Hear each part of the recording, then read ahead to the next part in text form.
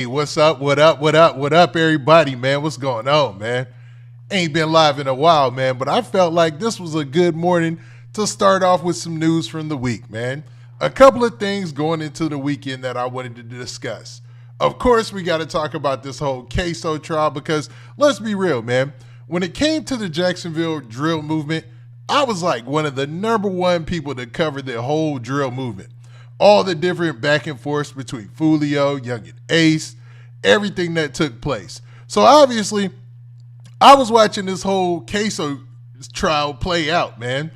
But before we get to the specifics of everything, man, let's actually do it right, man. Let's kick it in with our intro.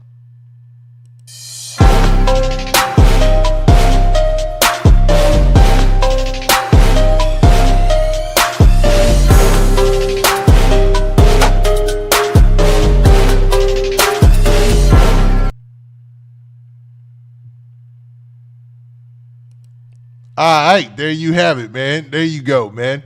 Now, let's see what we can do, man. First off, if you're in here right now,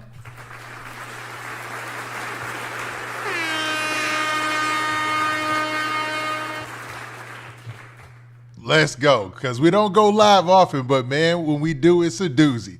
So, man, first and foremost, if you're in here, I see a couple of you getting in here, make sure you hit that like button, man, because we're going to be talking about this whole Ksoo situation and everything that played out this week. Now, first things first, Ksoo's trial was pretty short, man. As y'all saw, man, Ksoo's trial was extremely short, and it didn't have the ending that he thought it was going to have, I'm pretty sure, because his defense team threw everything but the kitchen sink at them, man.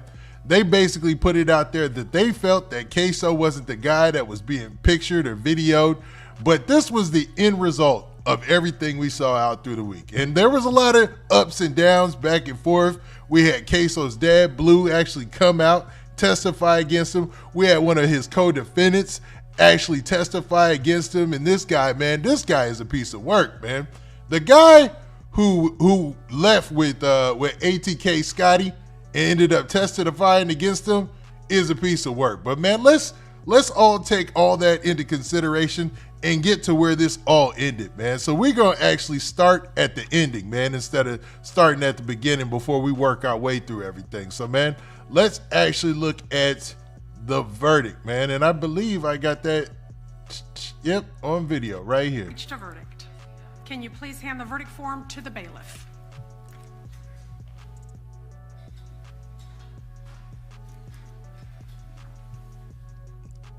This judge look like she ain't playing, first off.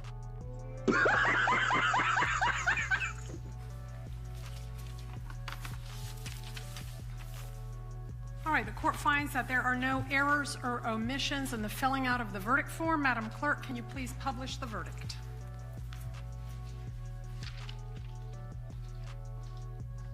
In the circuit of the 4th Judicial Circuit in and for Duval County, Florida, case number 16, 2020. And y'all get vocal in that chat, man. I see it's only a couple y'all in there, but man, let me know if you can hear everything and everything's good for you, man, because I want to make sure y'all getting this message. CF 3601B, Division CRE. State of Florida versus Hakeem Robinson, verdict as to count 1 with the jury found the defendant guilty of first-degree murder as charged in the indictment. So say we all, done, Jacksonville, Duval County, Florida, signed by the foreperson on July 31st, 2025. Does counsel for either the state or defense desire the jury to be polled? Yes, sir. All right, Madam Clerk, if you can please poll each juror. Now, for those of you who are just catching up, that was Ksoo getting the worst news that he could have ever got. A guilty verdict, man. And to be real, looks like Ksoo is cooked anyways, man, because he's got other charges and things coming up. So, man, Bruh. there it goes. You know what's crazy is I was just looking at King Von video recently, and it was Ksoo, Yungeen Ace, him, they were all in there. And it was, basically him, during the better times, At this time, it's kind of crazy to call it the better times because they was like actively killing people, you know what I'm saying? I hate to even say it, or unaliving people, but you can see them rejoicing, having fun. King Von has signed his deal. Ksoo was on the verge of signing his deal, I believe, and then Yungeen Ace had signed his deal. It looked like it was up for these cats, but now it's all bad. Juror 1, is this your true and correct verdict?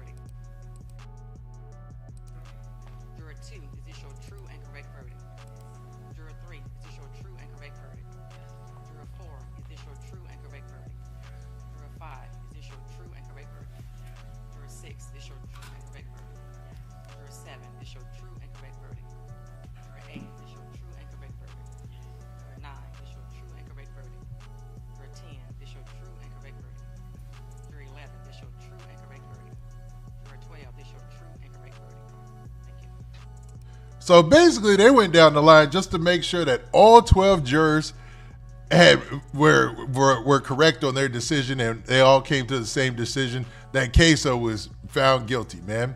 Now, this is wild because, you know, Ksoo, it's almost like it wasn't a surprise, but he still came out in social media and put a post out there where he made it seem like, you know, the system was against him or something like that, or that he even had a chance in this trial, which is puzzling to me because for all intents and purposes, Ksoo, man, you did everything possible to put it out there that you had committed crimes or that you had committed this crime specifically.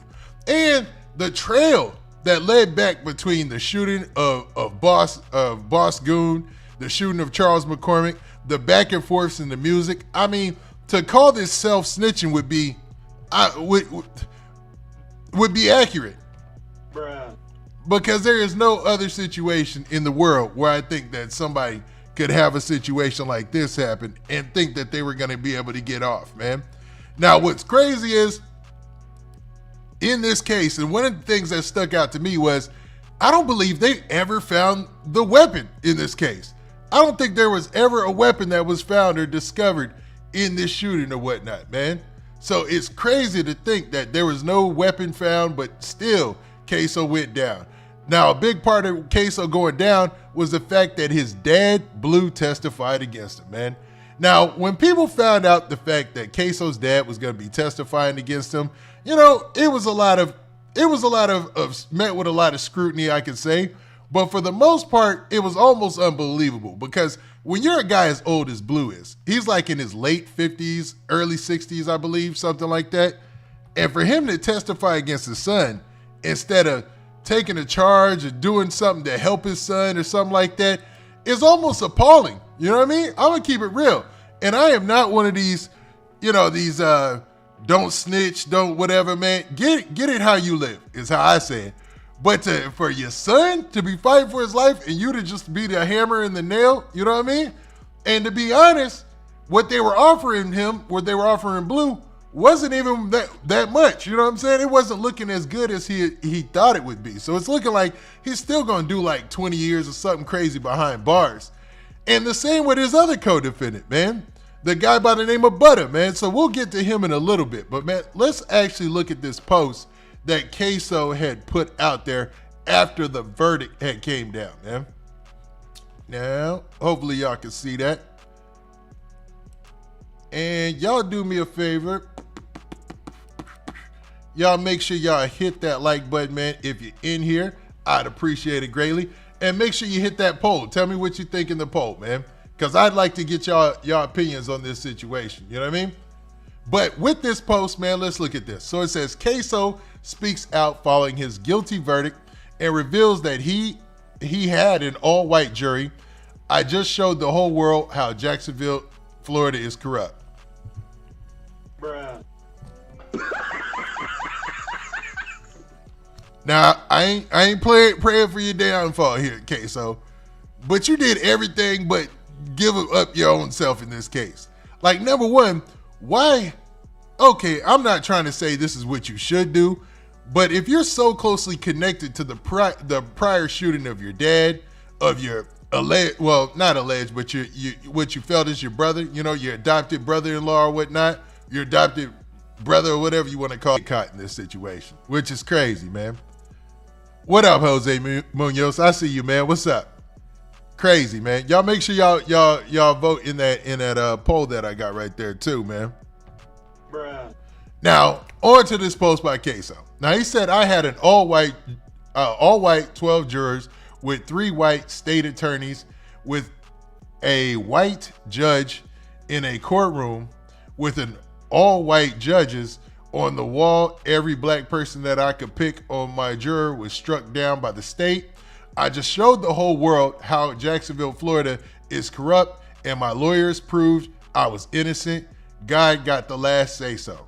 Now, he's true about that. God definitely has the last say-so. But it might not be what you're looking for, Ksoo, to be real with you, because I don't know, it's just too much evidence was against you. Now, with that being said, I want to go back to the news story about this, where they do discuss the fact that I don't believe a murder weapon was ever found in this case. They used a lot of body image tracking. They used a lot of fancy stuff, you know, as far as trying to make the comparison about who the shooter was. You never got a clear look at the face. So is there a possibility for him somewhere in the future in this case? Maybe. But Ksoo has one big situation that he has to deal with after another, meaning he's got the whole Bibby murder case to fight as well. And in that case, they were also using music as a weapon. Well, I hate to say as a weapon because I don't believe music should be used in the courts anyways, you know what I mean? But you can't make it this easy for people, you know what I'm saying? Because they were able to use songs and things that he's done, music videos where he has people shrinking in the microwave, all this stuff, Ksoo, you making the case too easy for him. But with all that being said, man, I want to look at this right here, man. Hopefully you guys can see this right here.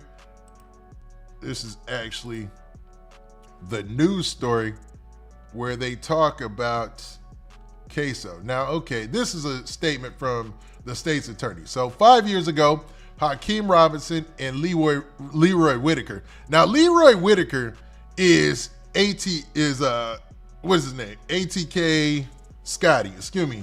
I don't know how they got the name ATK Scotty out of Leroy Whitaker, but you know, it is what it is. So they say Hakeem Robinson, aka Ksoo, and ATK Scotty stalked a man and gunned him down in broad daylight because of a dispute in drill rap. So basically saying that drill rap was the reason for this situation, right? Now today, a jury held them accountable for their brazen crimes. This was an incredible effort by law enforcement and our team that takes 2 killers off our streets. Bruh. Thank you to the jury for their time and dedication. Now, the interesting part is, okay, they said they go into all that, but I want to get to this. Now, it says, prosecutors said Robinson gunned down McCormick as he walked out of a temp agency on Merrill Road on January 15, 2020. The crime was motivated by the death of Robinson's stepbrother, Willie Addison, who was shot when coming out of a club exactly a year before McCormick's murder. So McCormick was a rapper by the name of Lil Buck. Willie Addison was a rapper by the name of Boss Goon. Quiet as it's kept, the name Boss Goon for a rapper is pretty solid, man. I ain't gonna lie, that's a good rap name. I ain't gonna lie. Boss Goon, it says a lot already. And to be honest, when I listened to some of his music, he had potential. Like, he had real potential. He was a better rapper than Ksoo to me. You know, Boss Goon actually had decent opportunity to be out here. Now it says, while Robinson and his co-defendant are documented members of Jacksonville gang ATK, Addison was killed by a member of 6 Block. Now 6 Block, y'all know, is affiliated with Foolio. Foolio passed away last year, right? So this is still that Jacksonville ATK 6 Block beef that's been going on, that you've probably heard a million documentaries about so far, that you probably heard a million different stories about. I mean, we know the inner workings. I even did a documentary on my end where I talked about the people who have been arrested for the murder, the planning and murder and execution of Foolio in Tampa, Florida, which was another crazy situation. That kind of proves that, yo, you know what I'm saying? You're going to have a hard time pulling off one of these crimes here in the future, man. It's so much technology against you. Even in this case, you saw a murder weapon. Bruh. Actually, message. Let that be a message to anybody who's thinking about jumping off the porch, getting in them streets, trying to do their thing in today's age. Man, it's better to go to trade school. I'll tell you that much, man. Because to be honest, right now, it ain't looking good for these street dudes. Like, the cards are against them. It's just not, it's not what it was, man. And even going into 2020 and the advancements in technology all the way boosting up to now, it's crazy, man. You're playing a losing game. But, man, I know I'm preaching to the choir because most people who listen to me or listening to this have no ambitions to get in the streets. But, man, so y'all get an idea before we move on next to on this story of where this all started. I wanted to show you a quick news story about Boss Goon and the shooting that pretty much put all of this in motion. So let's check this out. Reporter Destiny McKeever is live from Memorial Hospital, where victims of the shooting are still recovering there. Destiny. Now, this is a news story from 2019 when Willie Addison, aka Boss Goon, like I said, that's a dope rap name, ended up getting shot and killed after performing at a club. Many of those victims just getting out of surgery this morning. The family members telling me they are expected to make a full recovery. Unfortunately, Willie Addison did not. He died of his injuries, and his family and friends tell me he did not deserve to be shot. And I've been posted on the fire with D and we get money. In this music video, you can see Willie Addison, an aspiring 25-year-old rapper, in the moments leading to his death. Addison was performing at the Paradise Gentlemen's Club Wednesday morning, just after 2 a.m. when this video was taken. Soon after, he was shot inside of a silver Chevy Tahoe, carrying 5 other people. Those 5 including Addison's father, brother, and friends, according to a family friend. They're all expected to survive. The first thing that went through my head was, why would anybody want to hurt Willie? Like, everyone loved him. He was a people person. We spoke with a friend of Addison's who didn't want to reveal her identity for safety reasons. Now, y'all caught that part where they talked about, and I'm going to play this again, don't worry, so you ain't going to miss it twice. But they talked about his father being shot, his brother being shot, and his friend being shot. Now, that was actually Ksoo's dad. The father in this situation. The other person being shot was Ksoo's brother, Abdul Robinson Jr., aka Crazy K, or Crazy Tay, I believe they call him, right? And then the other person being shot obviously was Boss Goon, who lost his life. She says Addison was just getting out of prison. He served a 6-year sentence for burglary and perjury. She says he was turning his life around and focused on his music. He was an up-and-coming artist. He was always rapping and making songs. What he loved to do was he loved to freestyle. That's what he did. In a statement, Addison's sister tells News 4 Jax Willie was not and is not a gang member. Willie was a rapper who spoke to people, so don't get confused with him. I think that's the part that really hurts so bad, man, because obviously Boss Goon had a better opportunity in the rap game. Like, he had more talent than everybody else. He actually had that voice. He kind of had the swagger and stuff. He had done some time, so he had a little story behind him. Well, I hate to laugh about it. You know what I mean? That's in poor taste, so let me stop. But you know what I mean? Like, I'm laughing at the fact that, you know, in hip-hop, going to jail and having a backstory where you did your time, you didn't snitch, is actually looked at as a good thing. You know, it's actually a positive. It's not really a negative in these situations when you're coming up as a rapper. As opposed to in society, it's looked at as a negative, obviously, because it's going to hinder any chances that you have of doing a lot of things that are productive in life. But, man, let's continue. You know what I mean? Him being a statistic or a product of his environment. Police have said they believe the victims were targeted. They range in age from 20s to 40s. No names aside from Addison's have been released. Now, obviously, since then, we found out who the other people in the car were. One of the people in the car was Ksoo's dad, Blue, whose real name is Abdul Robinson Sr., and then the other victim was Abdul Robinson Jr., a.k.a. Crazy K, and that was actually, that's Ksoo's brother, man, which is wild to think, man. And then they lost their other adopted brother, Boss Goon, a.k.a. Willie Addison, in this situation. So, in the streets, okay, y'all take me for what I'm saying here. Don't mistake this. In the streets, what Ksoo and them did, getting get back for their brother and his dad getting shot and his other brother getting shot and killed, that's actually, you know what I'm saying? Bruh. Don't make me say it, but in the streets, that's actually not, you know what I'm saying? That makes sense in the streets. Like, you just shot my dad, you just shot my older brother and killed my adopted brother. Yeah, some get back is coming, you know what I'm saying? The problem is, a lot of people say that Willie McCormick wasn't the gunman. He was just getting targeted because of the fact that he made a diss song, which is stupid, bruh.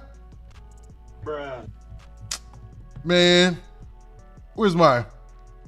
Yeah, I thought I had a stupid sound effect, but y'all feel me, man.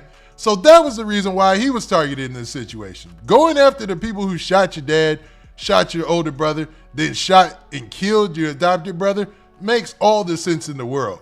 But in the fashion that they did it and the things that they did in order to get caught, not saying they wanted to get caught, it's crazy, man. So that's why Ksoo is looking at the situation he's in right now. You know what I mean? All right, man. So next, let's go back to the story. Actually, I promised y'all I would play that video again so we can soak some of that up before getting to the rest of the story. Reporter Destiny McKeever is live from Memorial Hospital where victims of the shooting are still recovering there. Destiny. Many of those victims just getting out of surgery this morning. The family members telling me they are expected to make a full recovery. And I just thought of this too. Well, I didn't just think of this, but I thought of this earlier. Blue is really dead wrong. Now, Blue is Ksoo's dad, and I hate to take sides. And I'm not saying he's wrong for snitching if he has, if he has good reasons. And we'll get to his reasons later on. This is a pretty long live that we're going to do. But Ksoo and them were getting, so ATK Scotty and Ksoo were getting get back for him being shot. For his adopted son. That's not Ksoo's real brother. That's Ksoo's adopted brother being shot. And his real brother being shot. They getting get back for you essentially, bruh. What more do you want from me? And you gonna tell on him?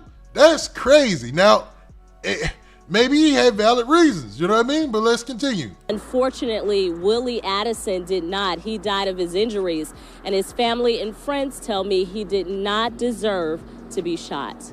Locked in. Thanks for the shout out, man. I appreciate that. Yeah, we back on it. And I've been posted on the fire with D and we get money. In this music video, you can see Willie Addison, an aspiring 25-year-old rapper, in the moments leading to his death. Addison was performing at the Paradise Gentlemen's Club Wednesday morning, just after 2 a.m. when this video was taken. This is crazy. So, Boss Goon, once again, I love that rap name. You know what I'm saying? Boss Goon is a pretty dope rap name. You know what I mean? He was performing at a club, right? And this is when the gunfire erupted. I guess they were leaving. And I don't know if he was dissing anybody in the performance. I couldn't find. Y'all tell me or send it to me, DM it to me. Show me where Boss Goon was actually dissing anybody from 6 Block in that performance. Because I've heard people say that, but I haven't seen any footage of it. I haven't seen anything actual where you went online and was dissing 6 Block. I just heard people say it. You know what I mean? Soon after, he was shot inside of a silver Chevy Tahoe, carrying 5 other people. Those 5 including Addison's father, brother, and friends, according to a family friend. They're all expected to survive. The first thing that went through my head was, why would anybody want to hurt Willie? Like, everyone loved him. He was a people person. We spoke with a... Now, this is the crazy part about it. Everybody can confirm that Willie Addison, a.k.a. Boss Goon, you know what I mean, was not really a gang member. He was just, it's like guilty by association type of deal with this situation, man, which sucks the most because, like I said, he had better music than most of these cats. Friend of Addison's who didn't want to reveal her identity for safety reasons. She says Addison was just getting out of prison. He served a 6-year sentence for burglary and perjury. She says he was turning his life around and focused on his music. He was an up-and-coming artist. He was always rapping and making songs. What he loved to do was he loved to freestyle. That's what he did. So basically, the cat was working on trying to clean himself up, man. He was trying to get everything together, work on music, and then tragedy struck. It's always, man, why does it always happen like that, man? You know what I'm saying? Message. We got to do better, folks. Statement, Addison's sister tells News 4 Jax Willie was not and is not a gang member. Willie was a rapper who spoke to people, so don't get confused with him being a statistic or a product of his environment. Police have said they believe the victims were targeted. They range in age from 20s to 40s. No names aside from Addison's have. Well, we know exactly who the victims are now. You know, it's been 6 years now since this shooting, you know what I mean? It's the Boss Goon shooting. It was about 6 years, yeah. So we know who the victims were. It was Blue, you know, according to reports, or allegedly, and then it was allegedly Ksoo's brother, Crazy K, or Abdul Robinson Jr., and allegedly it was also, Boss Goon, which we know for a fact. There ain't no alleged involved in that. The other ones, they protected their names, so they are alleged. We don't know for a fact. But, you know, streets been talking. Been released. All right, man. So you see where it all started from, man. At least what led us to this point with Ksoo and ATK Scotty, man, and this Willie Addison situation. Now, Willie Addison, and this Charles McCormick situation, man, where Charles McCormick, a.k.a. Lil Buck, ended up losing his life, right? Just a year later after that shooting of Willie Addison, a.k.a. Boss Goon, right? Now, I wanted to go back to the news story for y'all, man, so we could just, you know, take a look into this. Like I said, this is going to be a relatively long live, so get your coffee or tea, green tea. I say drink that. Regardless, whatever. Message. Now, they said the crime was motivated by the death of Robinson's stepbrother, Willie Addison, who was shot while coming out of the club exactly a year before McCormick's murder. While Robinson and his co-defendant are documented members of Jacksonville gang ATK, Addison was killed by a member of 6 Block, a rival gang. So like the person who was anonymous on the phone said, it doesn't sound like Boss Goon was in a gang. You know what I'm saying? And just like they said, the news said back then, it looks like he was really trying to clear his life up when he lost his life. So, man, this hit hard for Ksoo and them. And I know I'm shooting them a lot of bail, but, man, somebody shoot your dad, somebody shoot your brother, and then somebody shoot your adopted brother, and you get back in the streets. You know, back in the day, that wasn't, you know, that was like justice served. You know what I'm saying?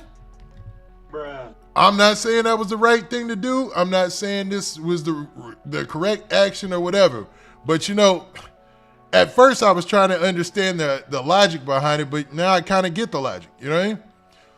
Now, they said that McCormick wrote a diss track about Addison's death, making fun of the shooting that not only killed him, but badly injured Robinson's father, brother, and cousin. We know that as Blue. We know that as Abdul, his brother Abdul Robinson Jr., and their cousin. Now, prosecutors say this was Robinson's motivation in killing McCormick. The narrative described by the state is that Robinson, his co-defendant Leroy Whitaker, and accomplice Dominique Barner stalked McCormick together.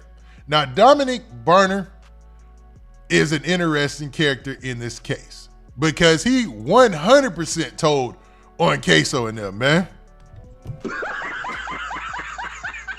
With a straight face. Dude didn't even blink when he was like, yo, they were like, where is he at in the courtroom? You're like, right over there. That's him right there. Like he for real got his snitch on, and I ain't mad at him. I ain't got a dog in the fight, but god dang, brother, like you don't have no shame about this. Like I guess snitching really ain't a shameful thing no more. You know what I'm saying? And no diss to Charleston White, but you know he made it he commercialized that. He made it all right. When we get to Charleston White's response, y'all gonna crack up. Now prosecutors say that this was Robinson's motivation. Okay, we talked about that. Now, while they say Robinson was caught on camera shooting McCormick, Whitaker was accused of being in the car with a loaded gun, also ready to shoot. So, ATK Scotty was allegedly in the car waiting. Now, during 6 days of testimony, law enforcement, DNA experts, and eyewitnesses testified in the trial. The state brought dash cam surveillance video of the shooting as well as social media posts where they said Robinson was bragging about the killing. So let's stop right there. Let's talk about let's bring out some of the visuals for all this. So while they say Robinson was caught, let's actually bring out the video of the first day of testimony and exactly what was said in the court. Is Akeem Robinson standing trial with his cousin and co-defendant Leroy Whitaker Jr. The two men are accused in the deadly shooting of Charles McCormick. News for Jax reporter Brianna Brownlee joining us live from the courthouse where Now, the court case only lasted 6 days, so they got to this quick. The prosecution rested their case, I think, like after the third or fourth day, if that, and they were having a hard time bringing witnesses, but this was very early in the court case right here. Prosecutors, Brianna, called 3 key witnesses today. Yes, it was an intense. And I meant the defense had a tough time finding witnesses on behalf of the defense. It's first day of testimony as the state called several witnesses who say they saw the shooter. However, the defense is questioning if the description matches their client. Girl, where's Charles? Was it Charles? It was a frantic call for help made as bullets tore through a Jacksonville. Now, this is obviously the 911 call that took place during the whole ordeal. Shopping center. They shot Charles McCormick. The caller, who can't be identified, told the court Charles McCormick, also known as Official Key, what's up, man? If you want to be a mod, you got to holler at me, man. Hit me in a DM or something. Lil Buck. But I appreciate you being in here. Had just left her job after being hired. Despite the moment of chaos, the caller caught a glimpse of the alleged shooter. He has a black mask on. He has on a skull cap. He's running across the parking lot. I see that vehicle just pop out and it's gunning it. Minutes later, off-duty JSO Officer Collins, another state witness, testified he saw. Now, there was an off-duty police officer who also witnessed it. So you had the lady who worked, well, it's a tip agency. So you got people coming in and out, in and out. And the fact that Ksoo, okay, we got to dial back.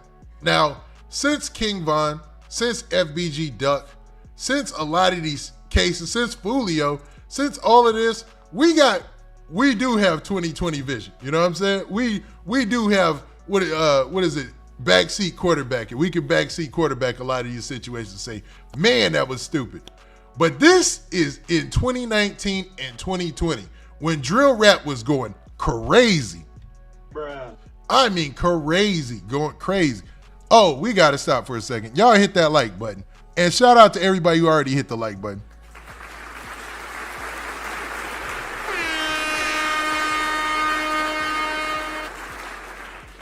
And shout out to you, Official Key. We can work it out, man. It ain't no thing. Let's get it. But at that time, in 2019, 2020, remember, those cats were still living that life and rapping about it and reaping the benefits from it. They was going up in the rap game. So you can see the motivation in the rap game. At this same time, Ksoo is hanging out with King Von, Yungeen Ace, people who are actually getting to real money, seeing real benefits. So in their mind, they probably still think ain't nothing wrong with what they doing, even though they're adults and everybody is held accountable for what they do as an adult, man. You know it's wrong to be out here running, gunning, and shooting people. You know what I mean? Message. But at that time, that's what was going on in rap music. So I wanted to throw that out there. They ain't shooting them no bail. That's just letting it be known of the state of rap at that time. A silver Nissan speed away from the scene. He followed the car, later identifying a man in all black getting out and possibly holding a rifle. But the defense says neither witness could actually see the shooter's face and questions their descriptions. He described him as slender, 5'5" to 5'8" in height, wearing a black and gray hoodie and black sweatpants. Now, this was the whole thing that they based their entire case on, the Ksoo's attorneys. They wanted to prove that that was not him in that video, right? Their whole case was dependent on not being able to, the prosecutors not being able to accurately articulate the fact of why they know for a fact without evidence of a weapon or anything like that. Part about that is who would think that Ksoo's dad would be the nail in the coffin, the one that could say, yeah, that was Ksoo. You know what I'm saying? Up until that point, it seemed like they had a decent, at least a chance at a case. You know what I'm saying? He shrunk an inch. I don't even remember what our conversation was. Did I write that? Defense attorneys argue that their client, Hakeem Robinson, stands well over 6 feet, while multiple witnesses estimated the gunman was much shorter. Another woman testified 2 men. So that was the image right there. My bad. I should have stopped right there, but let's continue. Believed to be connected to the shooting, burst into her home after the crime. She identified Dominique Barner. Now Dominique Barner, this guy right here is an interesting case, man, because Ksoo, ATK Scotty, the guys he went on this drill with, they didn't know the extent of who he was, obviously. This dude had prior cases that were already over his head. And anytime somebody has a case over their head and they don't want to disclose that case, that is a dangerous person to have in your circle. Message. I'm for real, bruh. Because this guy definitely came back to bite Ksoo in the worst way possible in this case. You know what I mean? Let's go. But my bad, I got caught reading the chat. State witness. And keep it active in the chat, man. And shout out your cities as well, man. We're going to get back to that as well. But says she never saw the other man's face, who prosecutors say is Leroy Whitaker Jr. I mean, I want fairness. Leroy's father was in court Thursday, as well as the families of Robinson and Charles McCormick. McCormick's family didn't want to speak, but Whitaker's father spoke on behalf of the Whitaker and Robinson families. He says in any case, he wants people to be held accountable, but he wants to see evidence. We're just going to wait for the outcome and see how it's going to be. Now, you look at this guy, and ATK Scotty, this is his dad, or Leroy Whitaker, man. Leroy Whitaker in the case, right? His dad, this dude, and I hate to judge a book by its cover, but he looks like a well put together guy. You know what I'm saying? Pause on that. But he looks like he's got his stuff together, and he's relatively young. Why in the world, and this is my situation with Blue as well, Ksoo's dad. Like, why in the world is your son out here drilling and killing, dog? Like, they really should be out playing sports, doing something productive, man. Especially nowadays, and I know it's relatively new, but man, if I had a son, like, or if I had kids or whatever, well, if I had kids that were like in high school or something like that, I would say, or young kids, you know what I'm saying? They go in that direction. They paying cats in college now. Like, what would make you not intervene and stop it when you start to see it get to this, man? Because now you got 2 young people who are going to be seeing the rest of their life ruined. 2 young people in Boss Goon and in Lil Buck who have lost their life. It's senseless, man. And I know. Message. I know, man. It sounds like I'm preaching to the choir and whatnot and whining about it. But man, let's get to it. I'm gonna keep my head up and my chest out. Now remember, another state witness is going to be Hakeem Robinson's father, Abdul Robinson. Now, we aren't sure which day he will testify, but tomorrow testimonies are expected to continue. Of course, we'll keep you updated. Reporting live, Brianna Brownlee, Channel 4, the local station. She really put that voice on at the end. But that was the first day of testimony, right? So in the first day of testimony, they had some monsters of witnesses. You had the off-duty officer testify, right? Then you had the eyewitness from the scene who I believe worked at the temp agency or around the temp agency because she knew Charles McCormick's name off bat. She was like, was that Charles? You know what I'm saying? And then you had whatchamacallit testify. What is his name? My bad. What's my guy's name? Butter, man. The guy Butter. You had him testify. So, man, let's actually get to the point where Butter, the co-defendant, testifies against Ksoo. You know, actually, yeah, let's get there. Let's get there, man. Bonner gave his side of the story the day Charles McCormick was killed. Bonner already pleaded guilty to his part in the murder of Charles McCormick after a witness was able to identify him by his 1993 tattoo, which is his birth year. Now he's a state witness. Because of the diss track he made. Is why Bonner... Now this is wild, bruh. I want y'all to listen closely. And if this isn't a message about watching your own circle, dude, you went on the drill with them. And now you in court porting them out. Like, this is straight out of King Von's song, man. I swear to God. And this dude is straight face, doesn't give a dang. He doesn't care a bit, man. This is cold-blooded, man. Let's go.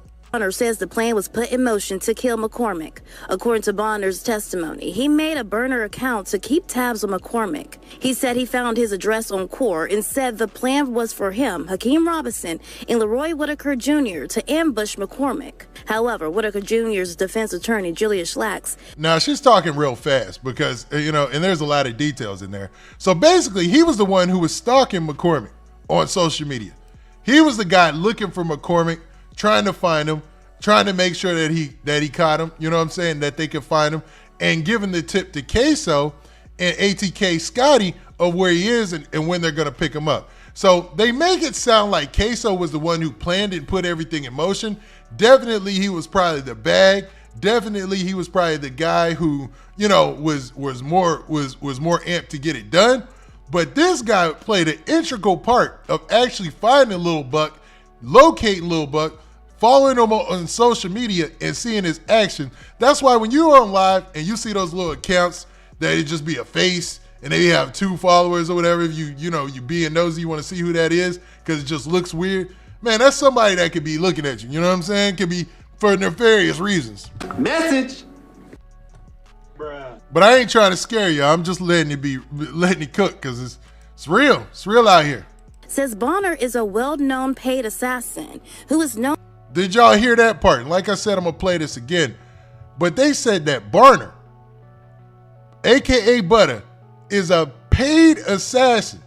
That's the way that the prosecutors put him out. That's the way they referred to him in the Jacksonville Sheriff's Office or the police department, that he's a paid assassin in these situations. And he's the first one on the stand snitching or giving his testimony or testifying against Ksoo, I should say. You know what I mean? Take it how you want. To try and testify and cut deals with the state. Before you get to McCormick's apartment on the day of the murder, Leroy Whitaker, no specific words had come out of his mouth indicating he knew what you were doing or what the plan was, right? Yeah, no words came out of his mouth. Bonner also says Whitaker Jr. was not the shooter and says it was Hakeem Robinson. However, Robinson's defense attorney fired back, saying with Bonner tangled up in multiple pending cases, he will lie to save himself. I know that. So basically, the defense called him out. It's like, man, you're just here to save yourself. You know, if y'all watch The Wire, man, it's like that scene with Ashley Larry where he was testifying against the guy and it was like, yo, man, you here to just save yourself? And he was like, you damn right. The state and you have been keep saying that, you haven't been promised anything, right? Right. But if you testify that it was not Hakeem Robinson that was the shooter, you don't get the deal. If you say it was someone else, you don't get a deal, right? Right. Now, we did mention that Dominique Barner was a star witness, but of course, Now, that's basically how deals work. He basically let it be known that, yo, you know what? I'm gonna tell on him so I can get out of this. That was his number one thing. Like his purpose for being there that day. There ain't no way around it. So I don't know why they thought they would move the needle by pointing that out, but obviously it didn't work because we see how it ended up. still waiting to hear from Abdul Robinson Sr., who is Hakeem Robinson's. All right, so there you have it. In that report, you actually got to look at the guy Butter, and they talked about, you know what I'm saying, a lot of the dealings, or excuse me, they talked about his deal, why he testified against his homeboy, Ksoo, after Stark being the one who pretty much helped carry out the hit. Like Stark and Charles McCormick, a.k.a. Lil Buck, doing all these things and not just being like an innocent bystander, you know, being actively involved and then turned around and telling on his homeboys. It's a crazy game, man. Y'all get out them streets. Message. But anyways, man, let's continue. Or actually, man, I'm gonna play that one more time while we go before we go back before we side go of the back to the story, story. the day Charles McCormick part in the murder of Charles McCormick after a witness was able to identify him by his 1993 tattoo, which is his birth year. Now he's a state witness. Because of the diss track he made. Is why Barner says the plan was put in motion to kill. So basically, he confirmed that, yeah, it was the diss track. That's exactly what it was. But I think at this point, he would have said anything that the prosecutors wanted him to say. You know, that was his MO. McCormick. According to Barner's testimony, he made a burner account to keep tabs on McCormick. He said he found his address on Core and said the plan was for him, Hakeem Robinson, and Leroy Whitaker Jr. to ambush McCormick. However, Whitaker Jr.'s defense attorney, Julia Schlax, says Barner is a Now, let's take all this carrying out hits and running and doing drills and stuff. It's too much work, dog. Like, at what point in that, especially if you're not connected to the situation, that's why I think this guy was he might have been a plant. Not to say he, you know what I mean? Hold up.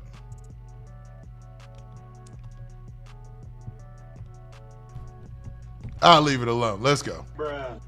well-known paid assassin who is known to try and testify and cut deals with the state. They said he's a well-known paid assassin who's known to try to testify and cut deals with the state.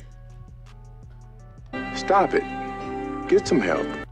Before you get to McCormick's apartment on the day of the murder, Leroy Whitaker, no specific words had come out of his mouth indicating he knew what you were doing or what the plan was. Right. Now, this is Leroy Whitaker's attorney, and you know, that's the co-defendant that's in this with Ksoo.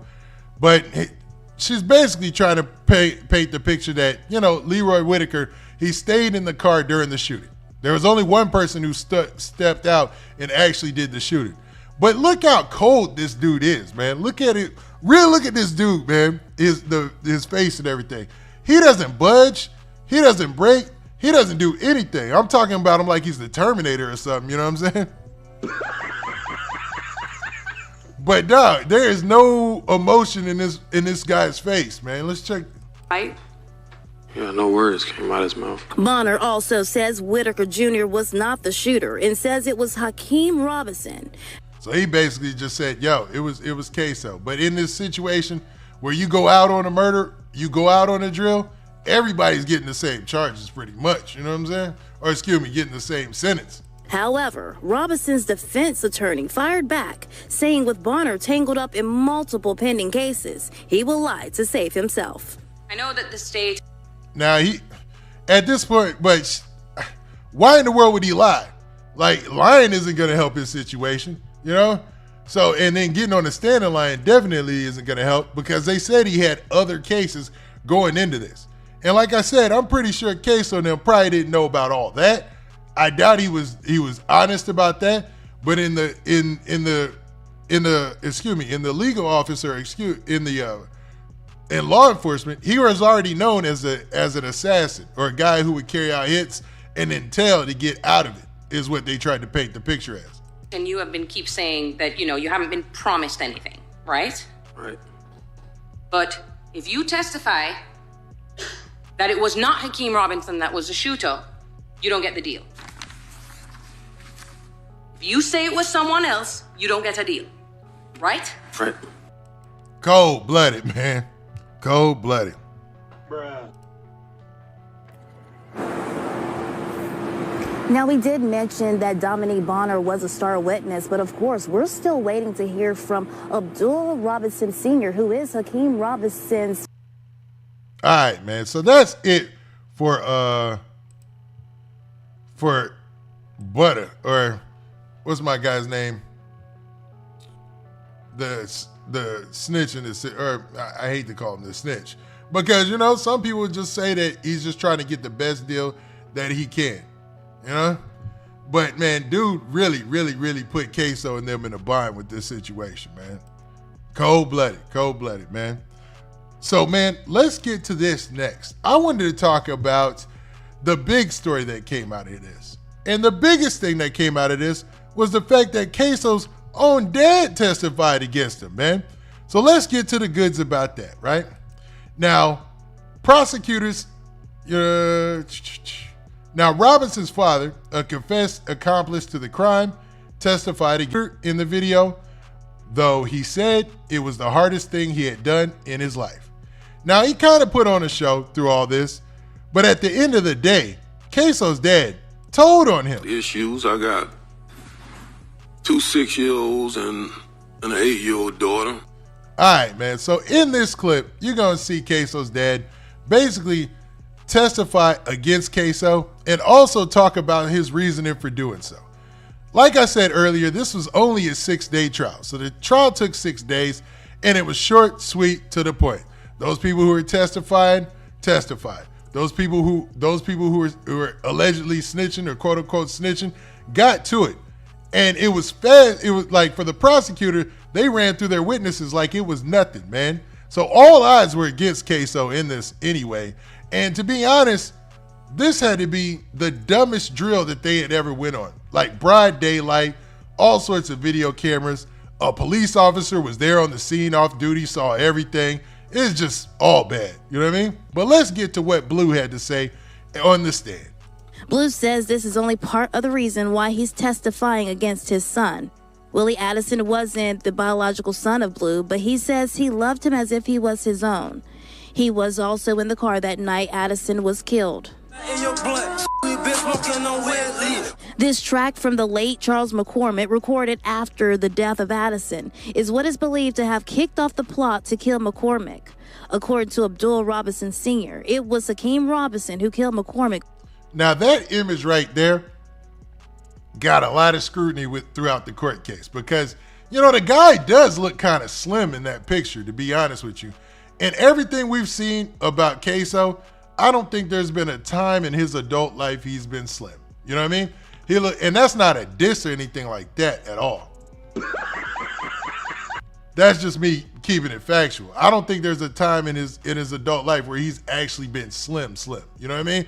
He's a big dude. He's a stocky dude. And that was one of my points about Blue. Like, you understand telling or whatnot, but you kind of played a role in this. You mean to tell me you didn't see that kid coming up and say, you know what?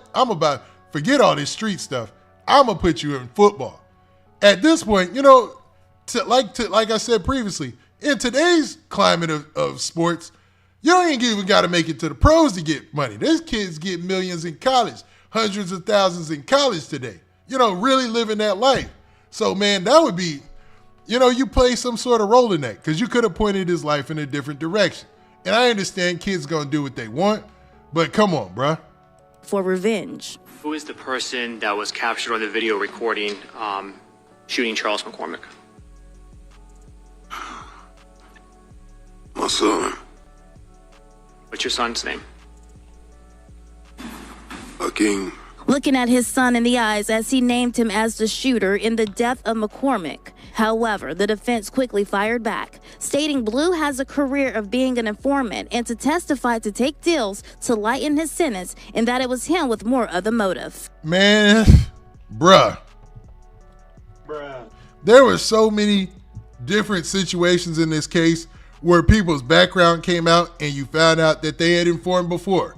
I'm pretty sure Ksoo and them ain't know that. They just thought, oh man, we on some drill, we gang, we doing all this. Nah, man, you gotta watch who you keep in your circle.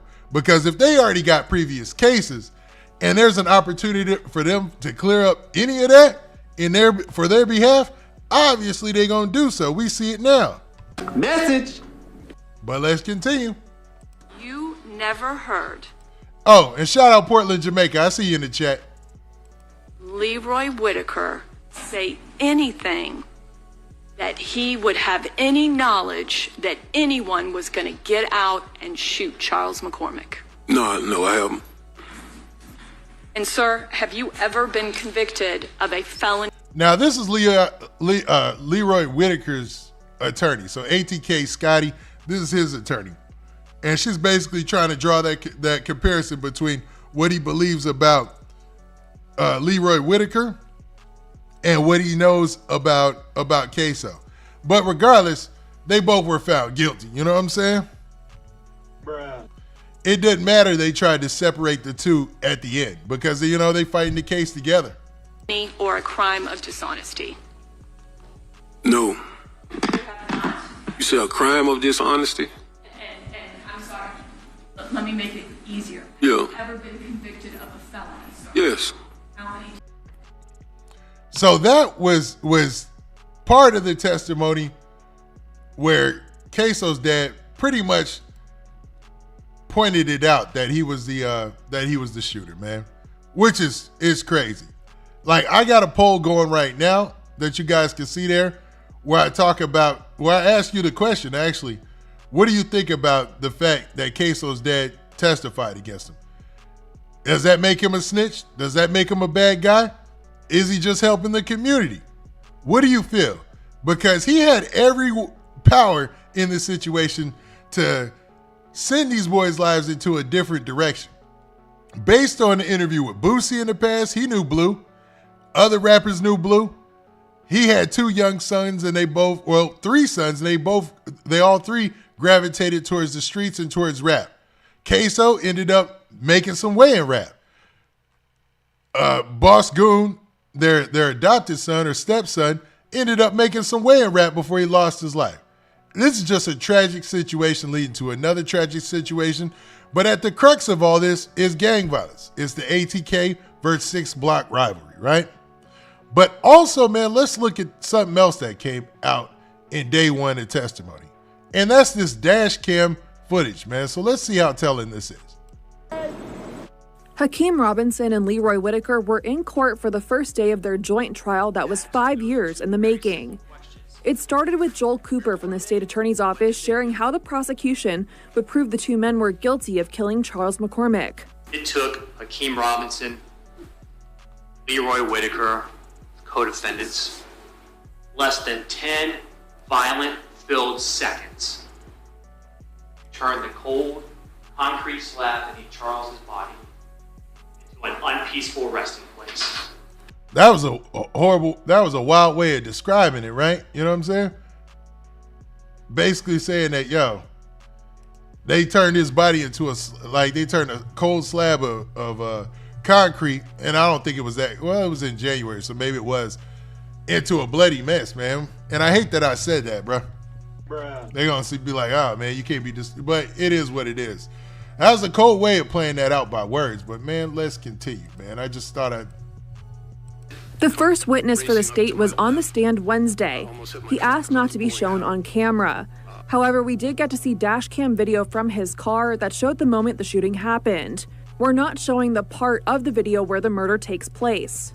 Eventually hit him, or he tripped and ended up shooting him multiple And don't worry, I'm going to play this dash cam footage and this stuff again, man. times while he lay on the ground. During the opening statement for Whitaker, his attorney Julie Schlacks shared that the evidence would show he wasn't involved. There's going to be one thing and only one thing at the very end of all the testimony. Now that's ATK's Scotty's attorney. Now you can tell the difference between the voices when we're playing the footage and stuff, because she's obviously a Caucasian lady, you know what I'm saying? And then when it comes to Ksoo's attorney, it's a white guy and a lady who's obviously of Caribbean descent. You know what I'm saying? Like ATK Scotty's attorney, her whole mission was trying to drive the difference between him and Ksoo in this situation. Basically painting him as somebody who was in the car for a ride, didn't know that the shooting was going to be carried out, didn't take place in the shooting, didn't take a part in the planning. This would have been good, except for Barner, aka Butter, his testimony.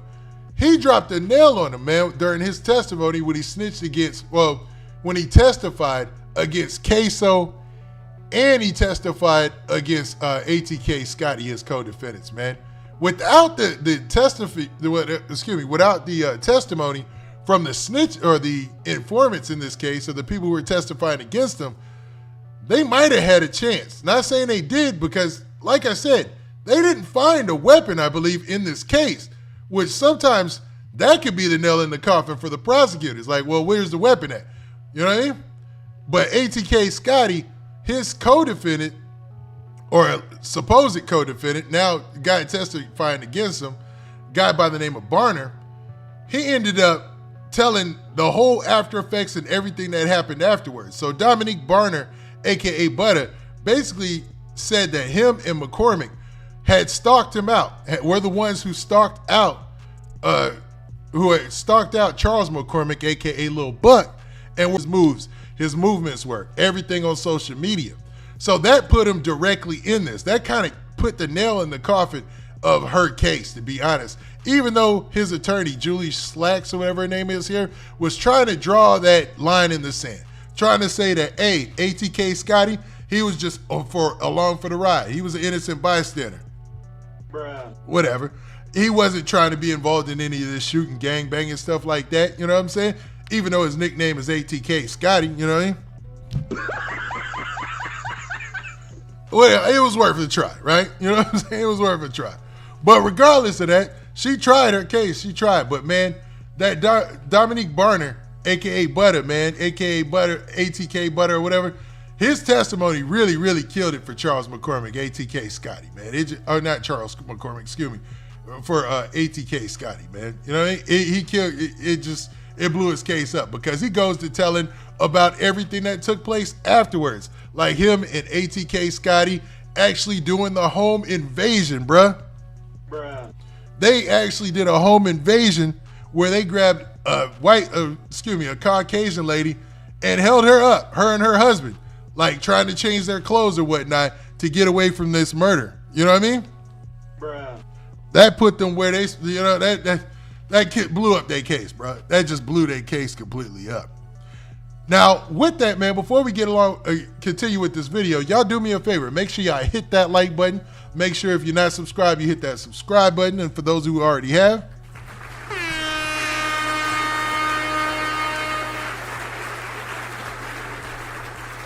I'm whooping for you like Arsenio. Let's go.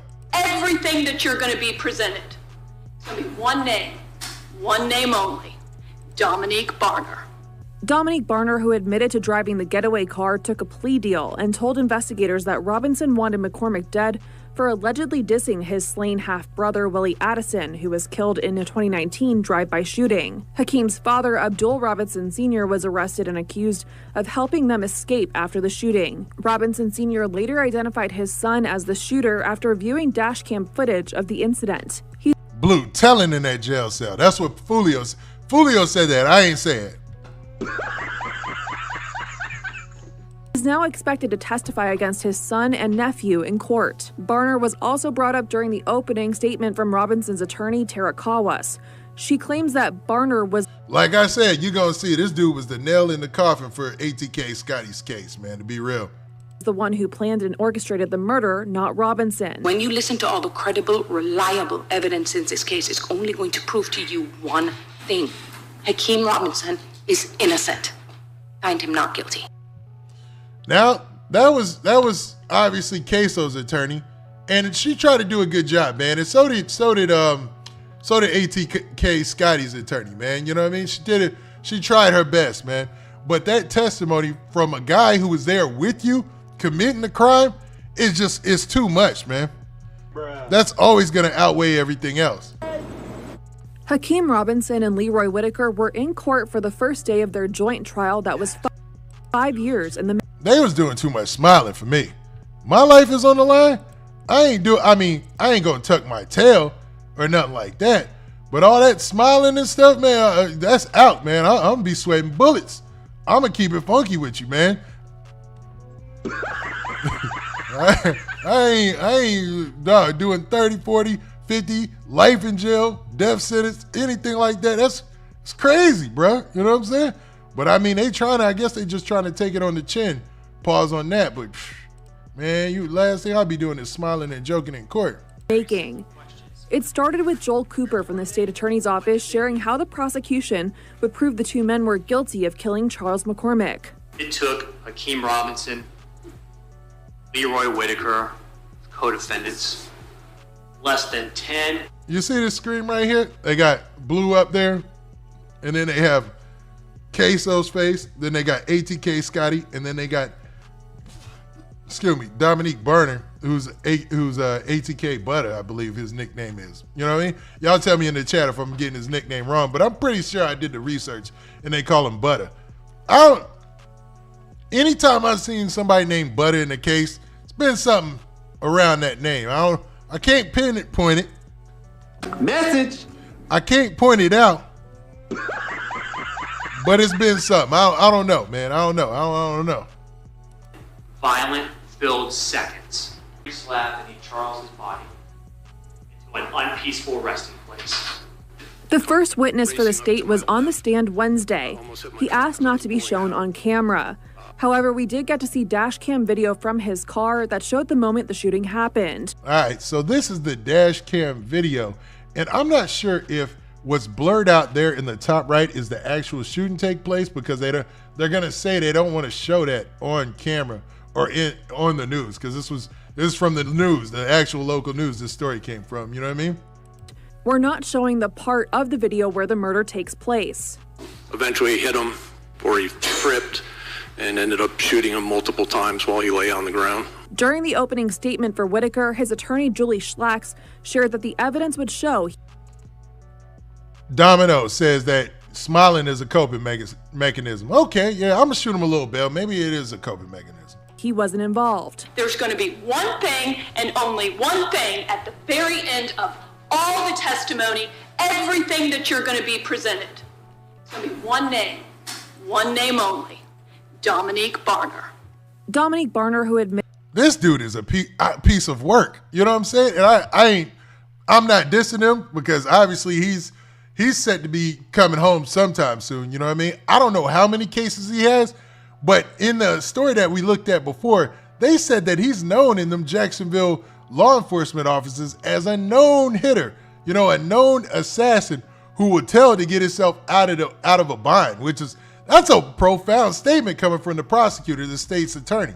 Admitted to driving the getaway car, took a plea deal, and told investigators that Robinson wanted McCormick dead for allegedly dissing his slain half-brother Willie Addison, who was killed in a 2019 drive-by shooting. Hakeem's father, Abdul Robinson Sr., was arrested and accused of helping them escape after the shooting. Robinson Sr. later identified... What Foolio say? Blue telling in that cell. Let me stop, man. His son as the shooter after viewing dashcam footage of the incident. He's now expected to testify against his son and nephew in court. Barner was also brought up during the opening statement from Robinson's attorney, Tara Kawas. She claims that Barner was the one who planned and orchestrated the murder, not Robinson. When you listen to all the credible, reliable evidence in this case, it's only going to prove to you one thing. Hakeem Robinson is innocent. Find him not guilty. That was all good, man. That was all a possibility, man, until old boy testified against him, man. They co-defendant testified against him, man. For those of you who are getting in here, let's actually go back to that, because I'm pretty sure y'all want to see that so y'all can get an understanding of why I keep saying that. Bonner gave his side of the story the day Charles McCormick was killed. Bonner already pleaded guilty to his part in the murder of Charles McCormick after a witness was able to identify him by his 1993 tattoo. So they say a witness was able to identify him. I believe the witness that they're talking about is the people that they actually did the home invasion on. So they did a home invasion. I know, compounding stupid with stupid, bro. You know what I'm saying? You're a victim. Yo, they actually did a home invasion to try to get away, man. So they're calling around. Blue is helping them allegedly and everything. So it's a lot going on. Like as much planning as they did before, actually stalking out Charles McCormick, seeing where Lil Buck is going and stuff. Charles McCormick, for those of you who don't know, is Lil Buck. Seeing where Lil Buck is going or whatever, monitor him on Instagram.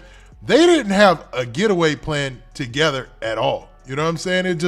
It seemed like it was total chaos after that. Number one, there was an officer on the scene, an off-duty officer on the scene. Number two, it was broad daylight. Like, this was broad daylight this took place. You know what I'm saying? It was outside of a temp agency, businesses and cameras everywhere. Bruh. At least help yourself out. You know what I'm saying? And I ain't saying I wanted them to get away, but god dang, y'all ain't make their job hard at all. Which is his birth year. Now he's a state witness. Because of the diss track he made. is why Barner says the plan was put in motion to kill McCormick. According to Barner's testimony, he made a burner account to keep tabs on McCormick. He said he found his address on Court and said the plan was for him, Hakeem Robinson, and Leroy Whitaker Jr. to ambush McCormick. However, Whitaker Jr.'s defense attorney, Julius Schlax, says Barner is a well-known paid assassin. Y'all heard that? A well-known paid assassin. The state's attorney's office is saying, yo, you are a well-known paid assassin. Did Ksoo and them know? Maybe they did. Maybe they thought that was a good thing. You know what I'm saying? Let me stop. Not funny at all, man. And you know, rest in peace and condolences to whoever lost their life in this situation. But to be honest, that's probably what they thought. Like, oh man, this dude a real hitter. You know, it sounds ignorant, but it's the logic sometimes. Who is known to try and testify and cut deals with the state. That's the part they didn't know, that he was known by the state as somebody who would testify against his people and try to cut a deal. Like, he's known for that. Before you get to McCormick's apartment on the day of the murder, Leroy Whitaker, no specific words had come out of his mouth indicating he knew what you were doing or what the plan was, right? Yeah, no words came out of his mouth. Barner also said, this dude is cold too. We'll get back to him, but the way he's looking, man, it's off. He's got that kind of dead eye stare, you know what I'm saying? That you see in people who work in the underworld and stuff like that, you know what I'm saying? That they talk about. Like, he just got that cold stare, man. As Whitaker Jr. was not the shooter and says it was Hakeem Robinson.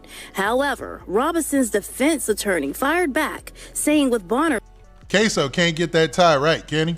Tangled up in multiple pending cases, he will lie to save himself. I know that the state and you have keep saying that, you haven't been promised anything, right?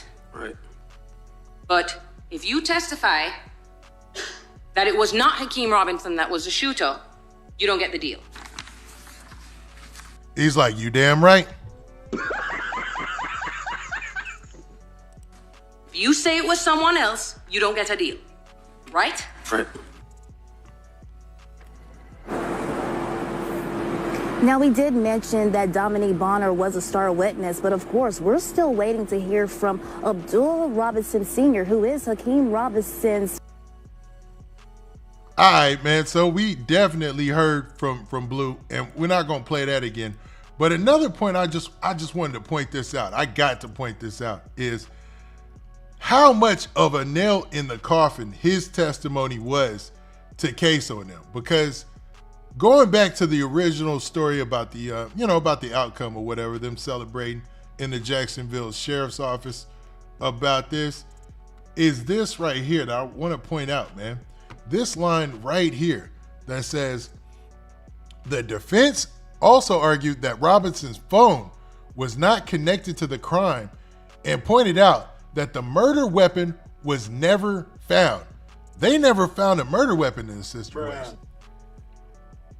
Without everybody testifying against him, it does sound like Ksoo and them might have had a shot. To convict somebody without a murder weapon and without DNA evidence, they did have DNA experts, so I'm not sure.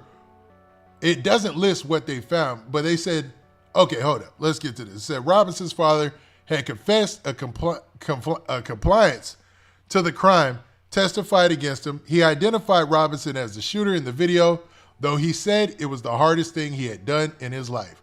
Robinson's defense said that he was no more than a DNA donor and that his own violent history meant he was not a trustworthy witness. So basically that part is actually talking about the fact that Ksoo has obviously disowned his dad in this situation, because you'd have to, you know what I mean? Your dad take the stand against you in the trial?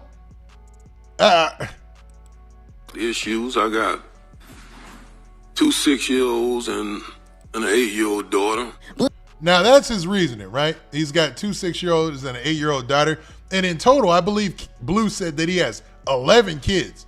So, you know what I'm saying? I don't know if he had already counted Ksoo and them out in his mind because they too far gone in the streets. But a lot of people have said this point, and I got to foot stomp this. Bro, as their dad, you had some say in that. And the fact that all this was triggered because of Boss Goon getting shot and you getting shot and your other son getting shot, it just seems so cold that he's testifying against Ksoo. I don't know, man. I know we're going to get to what Boosie said. We're going to get to what Charleston White said. But the pure fact that you had a hand in raising these boys and they came up how they were and you testifying against them is cold, man. It's a cold world, man. You really are out here on your own at the end of the day. Message. Some would say, don't commit any crimes, you wouldn't have to worry about it. You know what I'm saying? When they be right in saying that, but God dang, bro. All right, man, let's go. Blue says this is only part of the reason why he's tested the biological son of Blue, but he says he loved him as if he was his own. Now, Willie Addison is Boss Goon. Boss Goon is the guy who lost his life when they were ambushed. When Ksoo's dad, Blue, Ksoo's other brother, Crazy K, and his cousin were all in the car. They all got shot, but Willie Addison, a.k.a. Boss Goon, lost his life, right? Was also in the car that night Addison was killed. This track from the late Charles McCormick, recorded after the death of Addison, is what is believed to have kicked off the plot to kill McCormick. According to Abdul Robinson Sr., it was Hakeem Robinson who killed McCormick for revenge. Who is the person that was captured on the video recording shooting Charles McCormick? My son. What's your son's name? Hakeem. Looking at his son in the eyes as he named him as the shooter in the... Now he's crying, so maybe he does feel something about that, but... Bruh.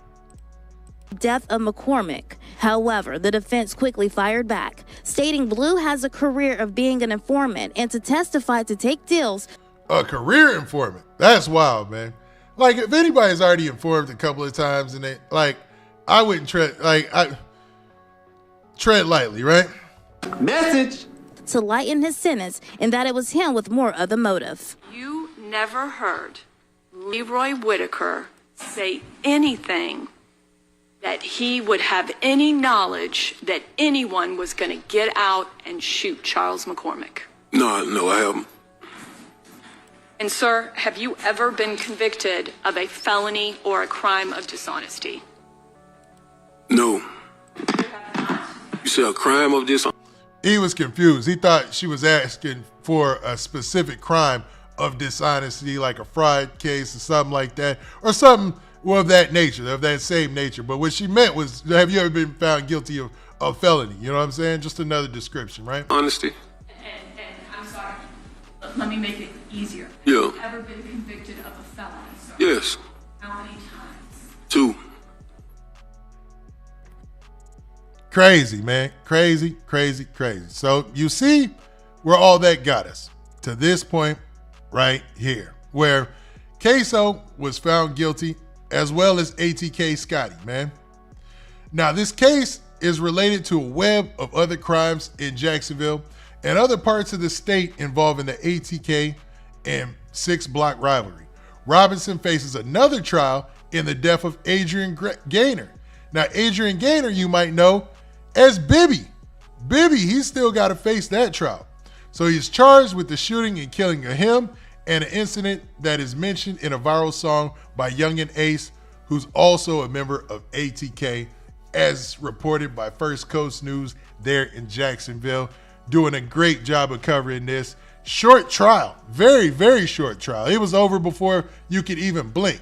Where we've seen the YSL trial, even the Diddy trial, that was weeks in the making. But this one was over before you knew it, and in just 6 days, this is what we came to. Verdict. Can you please hand the verdict form to the bailiff?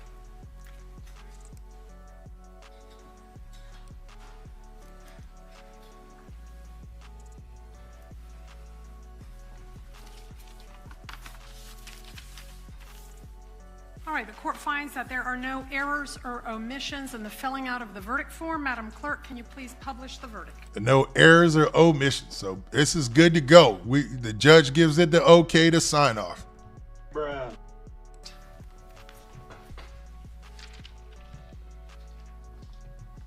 In the circuit of the 4th Judicial Circuit in and for Duval County, Florida, case number 16, 2020, CF 3601B, Division CRE.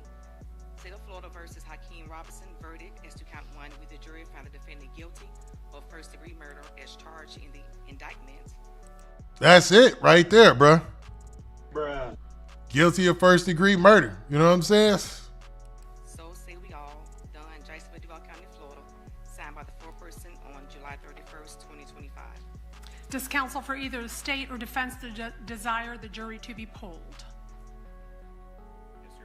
All right, Madam Clerk, if you can please poll each juror. Juror 1, is this your true and correct verdict? Juror 2, is this your... Now, them polling the jury is just to make sure that everybody in the jury agrees that this is their true and correct verdict. And they go by down them line by line, and we'll go ahead. We'll play it. Your true and correct verdict. Juror 3, is this your true and correct verdict? Yes. Juror 4, is this your true and correct verdict? Yes. Juror 5, is this your true and correct verdict? Yes. Juror 6, is this your true and correct verdict? Yes. Juror 7, is this your true and correct verdict? Juror 8, is this your true and correct verdict? Juror 9, is this your true and correct verdict? Juror 10, is this your true and correct verdict? Juror 11, is this your true and correct verdict? Juror 12, is this your true and correct verdict? Thank you. And with that, Ksoo, it's a done deal, man. I don't know where he goes from this situation because he's got a whole nother murder case to fight. But regardless of all that, man, we've got people in the hip hop community who have been reacting. So, man, let's get to some of these reactions right now, right? And the first one I want to do is Boosie. Now, Boosie, let me help y'all out a bit here. Now, Boosie, the crazy part about Boosie is he's been talking about this case from the gate. Like from the gate, from the opening, when we first found out that Ksoo's dad, Blue, was going to be testifying against him. So let's see exactly what Boosie said after he testified. So Boosie made this post on social media right here. He says, Florida rapper Ksoo's dad snitched on both his sons and his 2 nephews, then told him it was either me or you. No, wrong one. Hold up. You're a victim.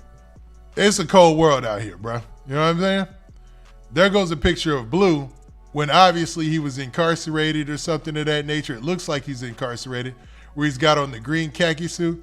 And you see Ksoo there as a kid going to see him in jail or going to visit him and taking a picture. Now, Boosie said that this hurt me. I can't lie. This some sucker. This some cold. And which was basically, and I'm kind of, you know, I'm editing what he said, but y'all get the understanding of what he was saying here. That this is basically Blue taking out the sucker role. Basically taking the easy way out and testifying against his own son. Now, let's also check out what Charleston White had to say about the situation. He been out here shooting, playing gangster. Now, you know Charleston White's take. It's going to be a little different than Boosie. So in this post right here, it says Charleston White explains why he supports Ksoo's father for snitching. Like Ksoo daddy say, they didn't call the mother nigga daddy. So you goddamn right, nigga, I'm with Ksoo daddy. You want me to throw my life away for my one child, but I got other kids. Son, why you put dad in this, man? Nigga, you done just killed the nigga on camera in broad daylight. Son, why you put dad in this? I did make that point too. Like, come on, man. Like, if for all that planning and stuff, they shot this guy in broad daylight. You know what I'm saying? They just killed him in broad daylight. There was an off-duty officer on the premises. There was dash cam footage of everything going down in the aftermath. Everything went just horrible, man. Horrible planning. And there ain't no such thing as good planning for a murder. So I don't think that's what I'm saying. Message. But to make the cops' case easier, the Jacksonville district attorney or prosecutor's office easier, wouldn't have even been, I don't think it was possible. But as your daddy, I'm going to respond to my emotions and come get you to save you. Man, you just put dad in a capital murder case. Come on, my nigga. You supposed to take, man, you ain't supposed to try to take this to trial with dad and tell on you after you fought dad and tell on you, my nigga. Come on, you know you killed somebody. That's what I told my brother one time. Come on, nigga, come on, my nigga. You know you killed somebody. You know you did it. Nigga, why you going to trial? Come on, my nigga. So, shout out to Ksoo daddy. Now, he's putting a little extra on it because you all know how Charleston White gets down or whatnot. But y'all got to, let's keep it real, man. Is he wrong with what he's saying? Fuck Lil Boosie. Shout out to Ksoo daddy. My nigga, you didn't tell me you finna go do this, so don't go kill nobody. If my son called me, and he been out here shooting, playing gangster, like Ksoo daddy say, they didn't call the mother nigga daddy. So you goddamn right, nigga, I'm with Ksoo daddy. You want me to throw my life away for my one child, but I got other kids. Son, why you put that in this, man? Nigga, you done just killed the nigga on camera, broad daylight, son. That's facts, man. It's broad daylight. Like, and we saw everything that we went through, and it was a short testimony, everything that we seen. The dash cam footage, the people's testimony who were innocent bystanders. It's just so much evidence against him, bruh. Why you put that in this? But as your dad. Then not to mention, I got to give him his credit. Old boy Barner, man. You know, Dominique Barner, a.k.a. ATK Butter. He ended up being the nail in the coffin for ATK Scotty. Not funny. Daddy, I'm going to respond to my emotions and come get you to save you. Man, you just put that in a capital murder case. Come on, my nigga. You supposed to say, man, you ain't supposed to try to take this to trial with daddy tell on you after you fought daddy tell on you, my nigga. Come on, you know you killed somebody. That's what I told my brother one time. Come on, my nigga, you know you killed somebody. You know you did it. Nigga, why you going to trial? Come on, my nigga. Call my phone and put me in the mix. As your daddy, I'm going to come rescue and respond to you. But when you get caught and caught up, come on, my nigga. Don't take daddy down with you. Now, the crazy part about it is maybe Blue could have pleaded the fifth or did anything like that, but what Charleston White is saying here almost makes sense because you got 11 other kids, or you got 11 kids in total, 10 other kids, right? One of them just put you in a capital murder. But to be honest, this is where I got, and I usually agree with Charleston White. Blue is like 57 years old or something like that, right? Ksoo's in his 20s, and he's already cooked. I get it. He's got the little Bibby murder case to fight along with this murder case. But man, in this situation, freeing himself, I don't even think is an option with the testimony that he gave. Think about your brothers and your sister. You didn't love dad enough not to put me in it. You didn't call your mama.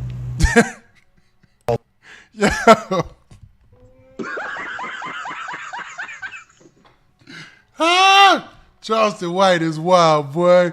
But he makes solid points. That's why he's got an audience. My phone and put me in the mix. As your daddy, I'm going to come rescue and respond to you. But when you get caught and caught up, come on, my nigga. Don't take daddy down with you. Think about your brothers and your sister. You didn't love daddy enough not to put me in it. You didn't call your mama. Call my phone and put me in the mix. As your daddy, I'm going to come rescue and respond to you. But when you get caught and caught up, come on, my nigga. Don't take daddy down with you. Think about your brothers and your sister. You didn't love daddy enough not to put me in it. You didn't call your mama. Call my phone. That's wild, man. Nah, Charleston White got a point, man. He does, man. Because Ksoo and ATK Scotty and Dominique, what's his name? Dominique Sanders or Dominique Sanders. I want to give him his just dues, man. What's my guy's name? ATK Butter, I believe his name is. And y'all correct me if I'm wrong about that. But yeah, his name is Dominique Sanders or whatnot. They couldn't have made this any easier. You know what I'm saying? They made this too easy, man. On and put me in the mix. As your daddy, I'm gonna come rescue and respond to you. But when you get caught and caught up, come on, my nigga. Don't take daddy down with you. Think about your brothers and your sister. You didn't love daddy enough not to put me in it. You didn't call your mama. Call my phone and put me in the mix.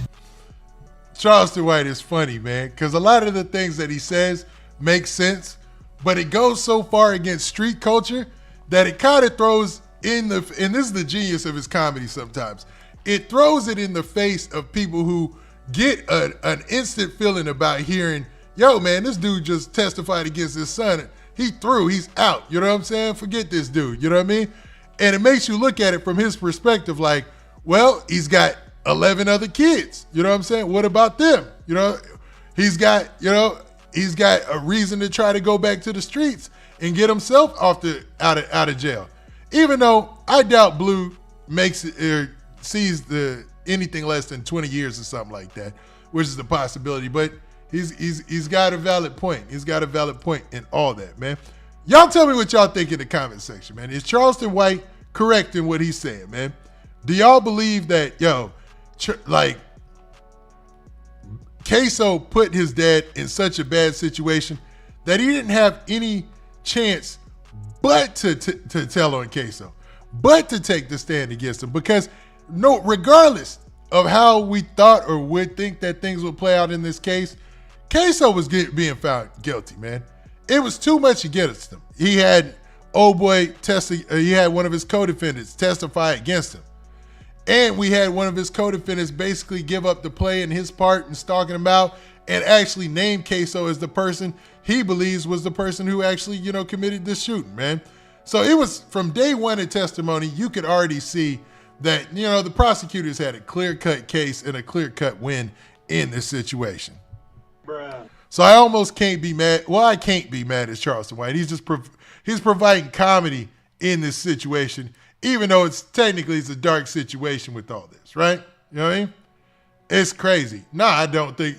And somebody said, do you think he's a good father? No, man. Blue is a horrible father, in my opinion. This is my personal opinion. You know what I mean? And the way I say that is because he could have put them boys in sports. You know what I'm saying? He could have did anything. Anytime you on drive-bys and things like that with your kids, or you going and pulling off drills and your son is there with you, nah, man, you dead wrong. You know what I mean? Every instinct as a father should tell you, no, my kid is not going to be involved in none of this or around any of this. You know what I mean? But he took it a different way, man. It's crazy. Now, we've been talking about this for almost an hour and a half, 2 hours. But I wanted to get to some of the other topics that I talked about we're going to discuss in this live and move on to them.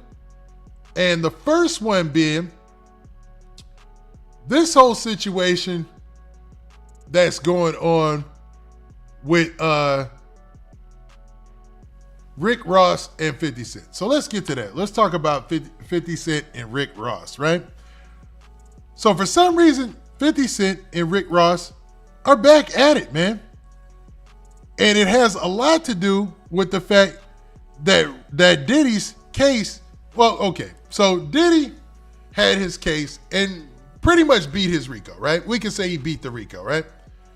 In the RICO case that he beat, though, he's still at the mercy of the court, and in the federal system, he's at the mercy of the judge. So there's a judge. What's 50 Cent doing? Are y'all battle rapping? Is it beef, real beef? My bad. Before we get to that, just to lead up to this story. So Rick Ross is obviously in the past been closely affiliated with Diddy, right? Been cool with Diddy. You've seen him in the videos for like a lot of his songs, hit songs, things like that. They've had a decent relationship or whatnot. Rick Ross and 50 Cent have had an ongoing beef since about 2007, 2008, I want to say. Since the Pimpin' Curly series and all that.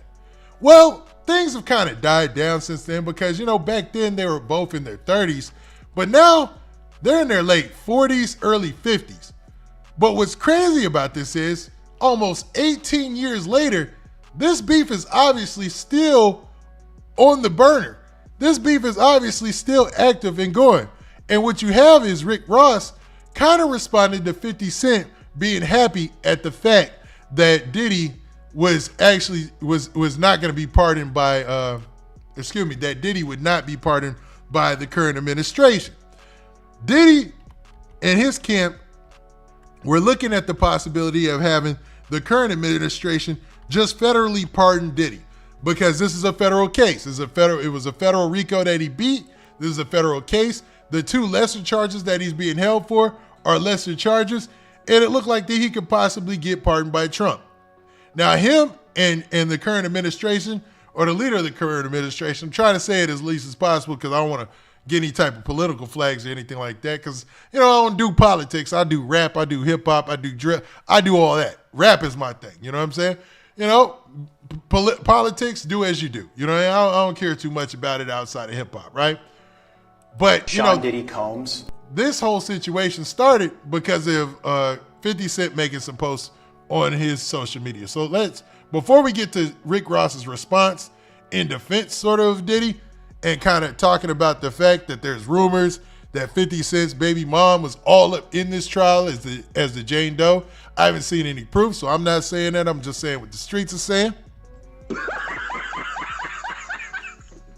There's some real shade being thrown back and forth. So, man, before we get to what Rick Ross is said, let's actually look at what 50 Cent said to kind of lead up to all this. So this is from 50 Cent's page and what he had put out there as far as this case is concerned.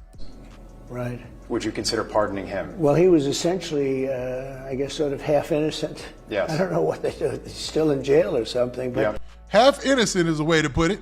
He was celebrating a victory, but he seems, I guess it wasn't as good as a victory. Probably, you know, I was very friendly with him. I got along with him great. And seemed like a nice guy. I didn't know him well.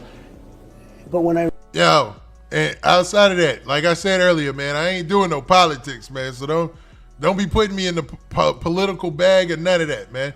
I do hip hop, drill rap, and all that. But man, let's continue. I know because of the face on the screen, people gonna be tripping. He ran for office. He was very hostile. He said some not so nice things about you, sir. Yeah, and it's hard, you know.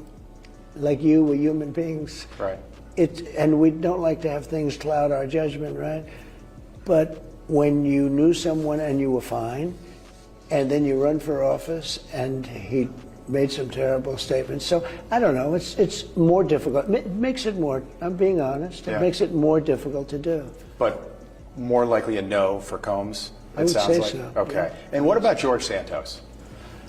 Now, leaving all that, the rest of that to the side, 50 Cent, obviously because of his ongoing beef with Diddy, and man, this is crazy, and this is on a side note.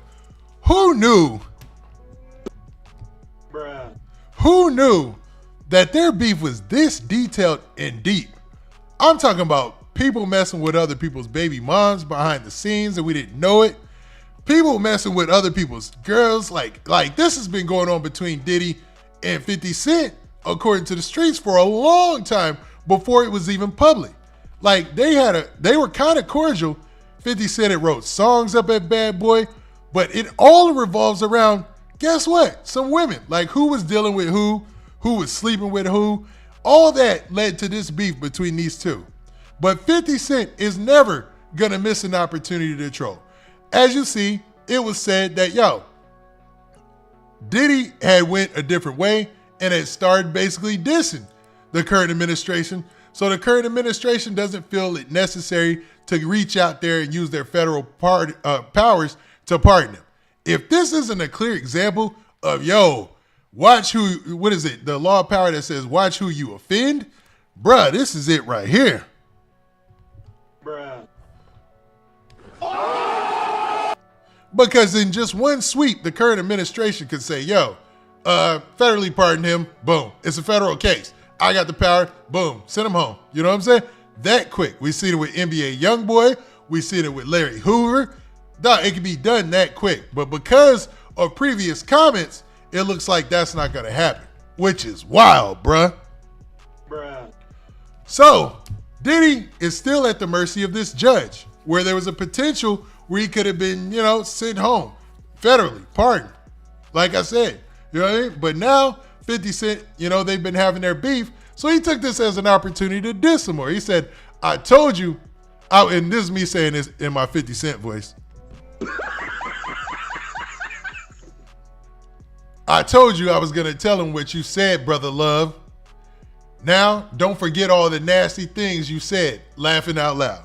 Now, basically, this is 50 Cent throwing another jab at Diddy, calling him brother love, because remember, he did for a second change his name to brother love. And Diddy, I know you got a lot of power out here. I seen what happened on social media, on other platforms that I'm not going to name. I ain't the one coming at you, man. I ain't got no issues with you, Diddy. This is 50 Cent, and I'm just reacting to it. You know what I'm saying? Now, 50 Cent obviously was throwing shade because it looks like Diddy is not going to get that federal pardon. But he didn't end there. He also said this. He posted this picture with him and the current administration and basically said, can you believe he thought he was getting pardoned? No, sir, you are not.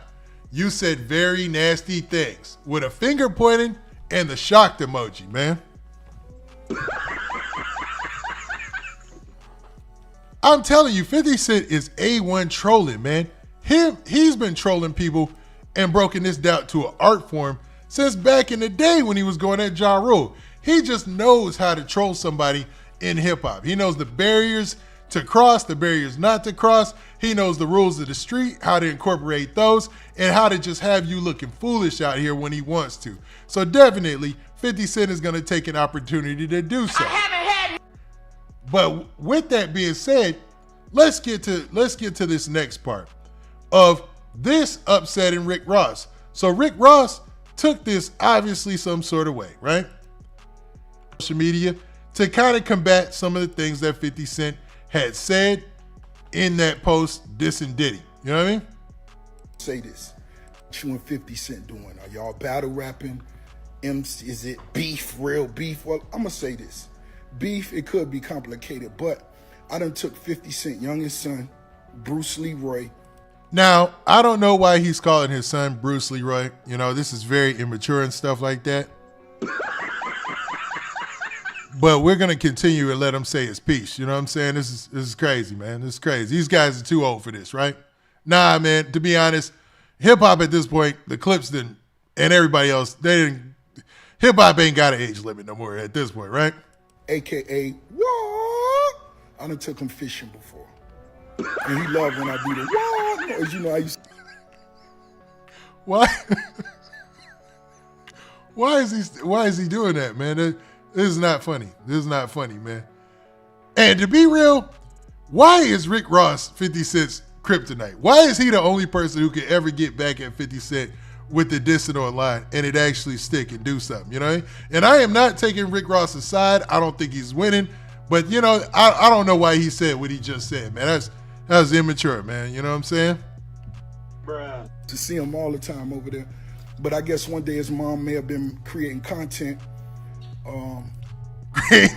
Now, anybody who kept up with the Diddy trial knows what was implied that one of the Jane Does was doing in order to, you know, create content or to further what was going on in Diddy's operations, allegedly, right? Bruh. So for Rick Ross to be implying that she was over in Star Island, I don't know, maybe Diddy has a house in Star Island or something like that. Creating content is wild, bruh.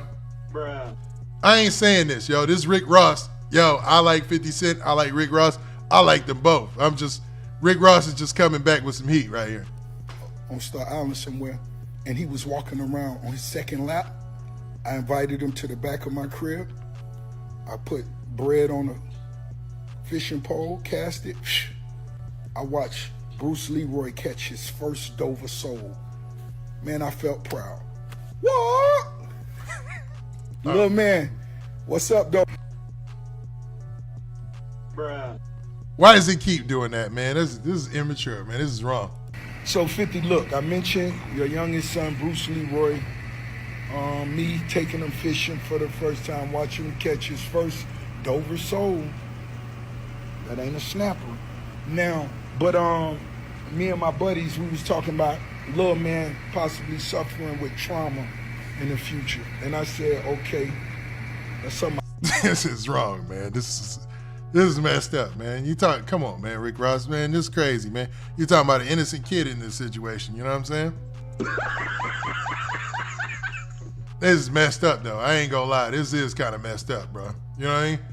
But to be honest, why does he keep calling them that, right? Like, let's go. I never thought about trauma.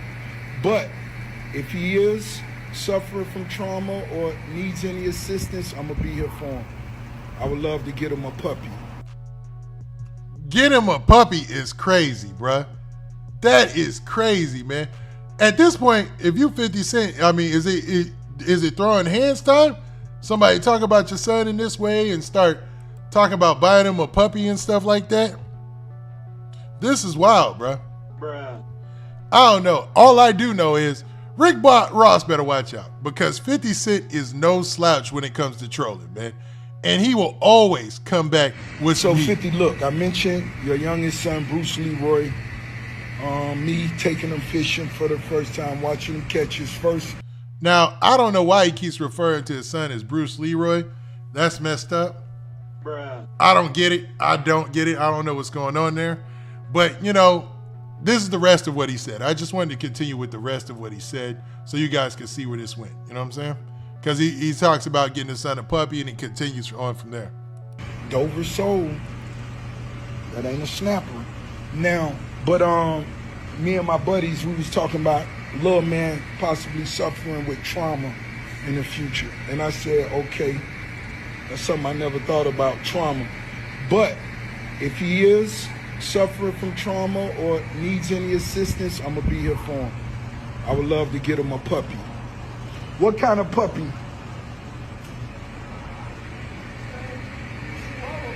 Chihuahua? All right. Bruh. Now, Rick Ross has obviously been taking pointers from 50 Cent as far as the trolling game. Saying he's going to get him a puppy and possibly a Chihuahua is wild, man. That's pretty wild, man. A Chihuahua for Bruce Leroy.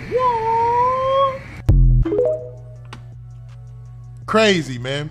So it seems like, man, this whole back and forth between Rick Ross and 50 Cent is not going to find its end anytime soon. You know what I mean?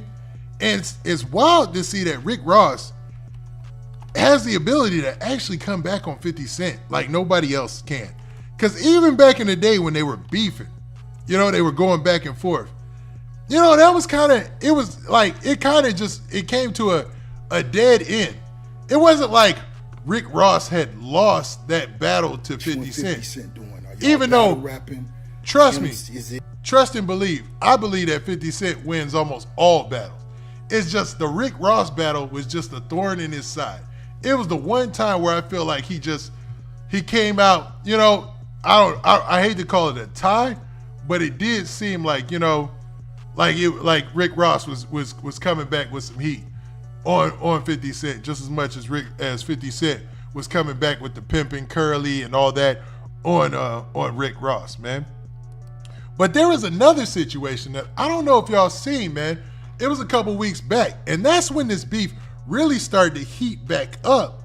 But Rick Ross was on a yacht, and he was on a yacht, and it was with some young lady, and I don't know what the situation was with that, but it looked like 50 Cent had tried to paint a picture like Rick Ross wasn't on the yacht with a young lady, you know, that he was on the yacht with somebody other than a young lady. You know what I mean?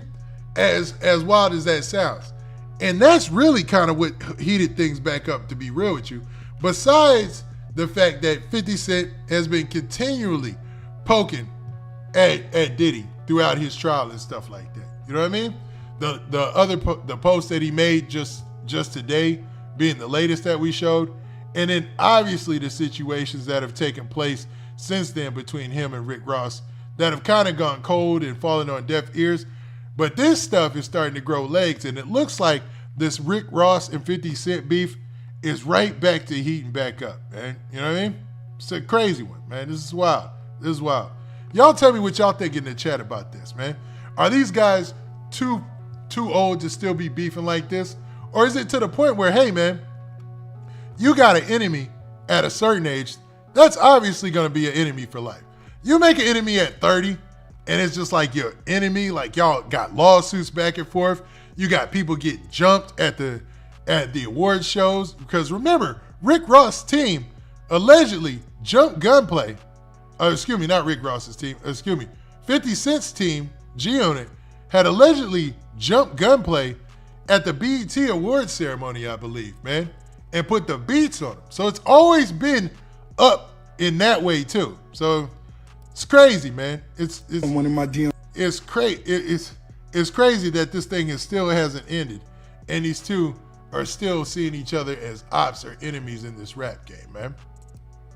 Wow, man. I just wasn't on my bingo card to see these guys back beefing this heavily.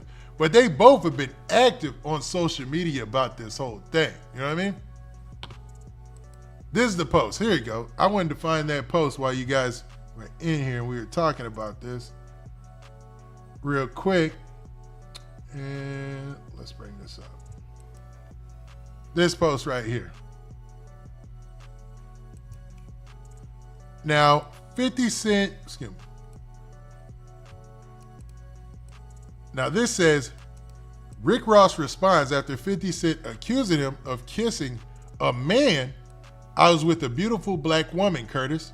So basically, should we make that smaller? Nah, you guys are good. Let's see where this takes us. Curtis. You're so infatuated with my lifestyle.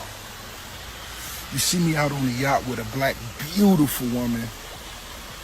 And I hope you don't have anything against black, beautiful women, Curtis. I mean, what are you insinuating here? I mean, and we know you just had your heart shattered when you found out what we found out. We all found out together. And we know that's the mother of your youngest son, little Bruce Leroy. Beautiful black woman, an opportunity, Curtis. We know you may have been hurt. You're a hurt hoe, but get over it, man. Enjoy a glass of fine bubbles and move on in life. Be happy. Curtis. Hey, I need y'all. Now, Rick Ross is all here for this beef. You could obviously see. You know what I'm saying? He's here for this, man. This ain't a situation where he feels whoever put that picture of Bruce Leroy in the comments, man, you dead wrong, man. This is crazy. I need somebody to send me some stills of Bruce Leroy, and I need one or two of the niggas show enough. I'm with Official Key, man. Who's Bruce Leroy? Who's that? Bruh. Not funny, man. Not funny. I'm not laughing. Y'all are laughing. You know what I'm saying?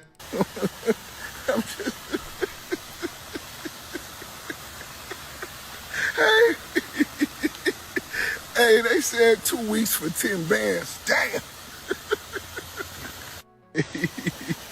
Hey, I need y'all. I need some. All right, they got music, so we're going to leave that alone. But y'all can see, man, this is the post that pretty much heated this beef back up. It's like they've been in a Cold War ever since 2008, 2009. And you know, there have been jabs back and forth between camps, but nothing like the activity we've been seeing recently. So this is the post. It says, your man was looking real saucy, kissing that boy on that boat. That's not AI. Now, get it how you live. I don't judge. I don't care what's going on the yacht and who's saying what or who's kissing who, but let's just look at the footage of Rick Ross on this yacht to confirm what's being said here. Now, Rick Ross is holding somebody with some short hair, right? In some Daisy Dukes. I don't know. Hold up. Let me help y'all out too, man, because we're going to play detective here, right? And if we're going to play detective, we're going to do it right. So let me go ahead and, there y'all go. Shorten that for y'all so y'all get the whole picture. I don't want nothing missed. Because these are some crazy accusations. So that's the person. That's who he's holding. That's the boat. And I guess it was an advertisement or they were flexing on social media. But, you know, basically that's what was being said here. Do I believe it? Nah, I don't know, man. That's a wild accusation. Let's get a little closer. So there goes. Nah, I see a ponytail, bro. That one shot looks wild, but you can clearly see there's a ponytail right here, bro. Like, that's a lady. And not to say just because there's a ponytail, it's a lady, but, you know, that'd be wild to do a promo video, and that would be the time that you showed everybody you was hugged up with some dude on the boat. And I'm not saying there's anything wrong with being hugged up with somebody, with a dude on the boat if that floats your boat, man. I do not judge. I don't care. But that was the start of the beef between him and 50 Cent, man. And what got us back to this point where we got Rick Ross dropping posts, 50 Cent dropping posts where they back dissing each other. This is crazy, man. Crazy, man. But before we go on, I wanted to play this one last time. What Rick Ross said in response to all that.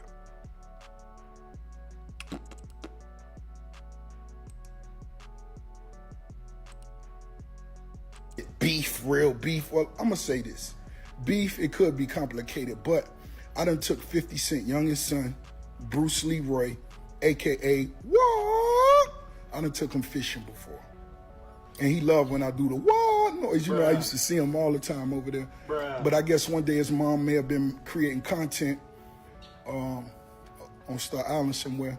That's wild, dog. The implications in that. Creating content on Star Island. And he was Rick Ross got jokes. Walking around on his second lap. I invited him to the back of my crib. I put bread on a fishing pole, cast it. I watched Bruce Leroy catch his first Dover sole. Man, I felt proud. What? Little man, what's up, though? So 50, look, I mentioned your youngest son, Bruce Leroy. That's why he keeps making those sound effects too. You know what I'm saying? You know, oh man, this is crazy. I'm gonna keep it real. I'm gonna keep it a buck with y'all. Obviously behind the Diddy situation is wild too, because I mean Diddy, he's still got a mile to walk, man. He's still got a long road to go, because the judge could sentence him to 10 years maximum. He's looking at for both charges. I mean, a lot of legal professionals are saying he probably won't see that, but man, legal professionals have been wrong lately. I'm talking about super duper wrong, but let's continue. Me taking him fishing for the first time, watching him catch his first Dover sole. That ain't a snapper. Now, but me and my buddies, we was talking about little man possibly suffering with trauma in the future. And I said, okay, that's something I never thought about, trauma. But if he is suffering from trauma or needs any assistance, I'm gonna be here for him. I would love to get him a puppy. That is wild, bro. Somebody offering to pay to buy your son a puppy because his mom might have been in that case. I'm not for sure. I don't know for 100% sure that she was in that case, because the person that they're saying was her was Jane Doe. So I'm gonna say she wasn't there, but alleging that, you know, she was the one in the case. That's wild, bro. That's wild, man. I don't know. Has 50 Cent met his match with Rick Ross? Are they always going to be at an even kill when it comes to roasting? Because Rick Ross obviously thinks about his jokes, plans them out, and executes, you know, pretty well. Message. But with that being said, man, let's move on to our next topic. So there's an image out there that's causing quite a stir on social media. And that is this image right here that I'm showing you. And this happened to be somebody from the OTF camp. Now, for those of you who don't know or are just wondering what I'm talking about when I'm referring to OTF, I'm talking about none other than Lil Durk, who is currently facing his own Fed charges right now, man. He's got a Fed case that he's fighting. And he's got multiple Fed cases. One is a murder for hire. The other is they're both murder for hires. One is involving a guy by the name of Stefan Mack. I'm pretty sure that his case against that one is stronger than his case that he's currently has against Quando Rondo's cousin, Lil Pop, which is the case that he's being held in Los Angeles federal courts for right now. Now, there's a lot of speculation out here, and there's always been speculation that somebody on the OTF side of things has been telling. So this post was put out there on social media by an alleged OTF affiliate, and it's playing, and in the song that's playing on this story post was Lil Durk's Federal Nightmares. Crazy enough, Lil Durk is facing some federal nightmares. He got a federal RICO case coming. Or, excuse me, a federal case coming. I'm not sure if it's a RICO, it's a superseding indictment that alleges that he was involved in a murder for hire plot against Lil Pop, right? Now, there's several defendants in that case. And people online are saying, not me, this rat emoji is implicating that somebody in this case is telling. that somebody in this case is red. Now, in this post right here, you see Lil Durk. You see some guys with some similar garb on. You see the guy right here in the black who was at this same situation, or the same event, is covered with a rat emoji. Once again, you see Lil Durk. You see his team in them. You see gang in them, right? You see this guy. Now that guy looks like OTF Vonnie, aka Cuz, aka I believe King Von's cousin, right? OTF Vonnie is in this outfit right here. Then you see this guy, he looks like he's in a similar outfit, covered with a rat emoji. Now I'm not saying that's them saying that he ratted, but I'm saying that's what the streets look like they saying. You know what I mean? Once again, you see the guy right here, looks like OTF Vonnie, and you see him right there with Lil Durk. Once again, in a similar outfit, you see OTF Vonnie in this video. Then you have a post by Lil Durk, allegedly, where it says happy birthday Vonnie. Well, this is from Lil Durk's page, so we ain't got to say allegedly about that. Now, in the caption, it says OTF Nut and Fat Fat calling Vonnie a rat. Vonnie was a cousin of King Von. King Yella underneath, and my bad, I ain't give that to y'all, but underneath that, King Yella said something in the street. Guy, so who fault is it for trusting a nerd? Some might say that King Yella made a valid point there. If OTF Vonnie is not a street dude, whose fault is it for trusting the fact that OTF Vonnie would uphold the street code in this situation? And you've got people, according to this post, saying that OTF Nut and Fat Fat are calling Vonnie out and calling him a rat. Now, the fact that OTF Vonnie was along for the ride in all this, it might be news to your ears because you might not be familiar with a lot of the people who's involved in this case, but I'm gonna do what I do and I'm gonna break it down for you. So this is the most recent post from the Department of Justice. In this case, involving OTF Vonnie and various alleged OTF members and Lil Durk, coming out of Los Angeles, where the alleged crime took place, where Quando Rondo's cousin, Lil Pab, lost his life in a shooting, a brazen attack in the middle of day for some reason again, where he was tracked down, hunted down at a gas station, and ended up being the lone person to lose his life. Video footage of this has gone viral with Quando Rondo, who was also on the scene and the alleged intended victim in the case, screaming, crying to the media because his cousin had lost his life, right? Now, in this statement, it says that Dirk Banks, 32 years old at the time, which was last year, Lil Durk, aka Blood, aka Mustafa Abdul Malik of Chicago, is charged with 1 count of conspiracy, 1 count of use of interstate facilities to commit murder for hire resulting in death, and 1 count of using, carrying, and discharging firearms and a machine gun and possession of such firearms in furtherance of a crime of violence resulting in death, right? The indictment adds 2 felony charges against Banks, who is Lil Durk, who previously was charged with via criminal complaint in the case. The 4-count superseding indictment returned late Thursday adds Banks as the lead defendant to a previous indictment returned in October, and charging the following defendants in connection with the August 2022 murder: Kayvon London Grant, aka Cuz, aka Vonnie of Atlanta; DeAndre Dontel Wilson, 33 years old, DD of Chicago; Keith Jones, aka Flocka of Gary, Indiana, Scary Gary, you know what I mean? Bruh. David Brian Lindsay, aka Brown Eyes. Bruh. What the? Okay. Of Addison, Illinois, and Asa Houston, 36 years old, aka Boogie, aka OTF Boogie. You know what I mean? So you clearly see that OTF Vonnie or Vonnie is one of the key defendants, or one of Lil Durk's co-defendants in this case. Now, where in the world did they get word that he has been telling? Where would they get that idea? Some would say it might have come from Lil Durk. Some might say it came from Lil Durk's camp. But for some reason, social media is putting 2 and 2 together. Also, you see in the comment section of this post, a lot of people are having a debate. They said that is not Von's cousin. A lot of people saying that is him. This is definitely word that Vonnie is telling.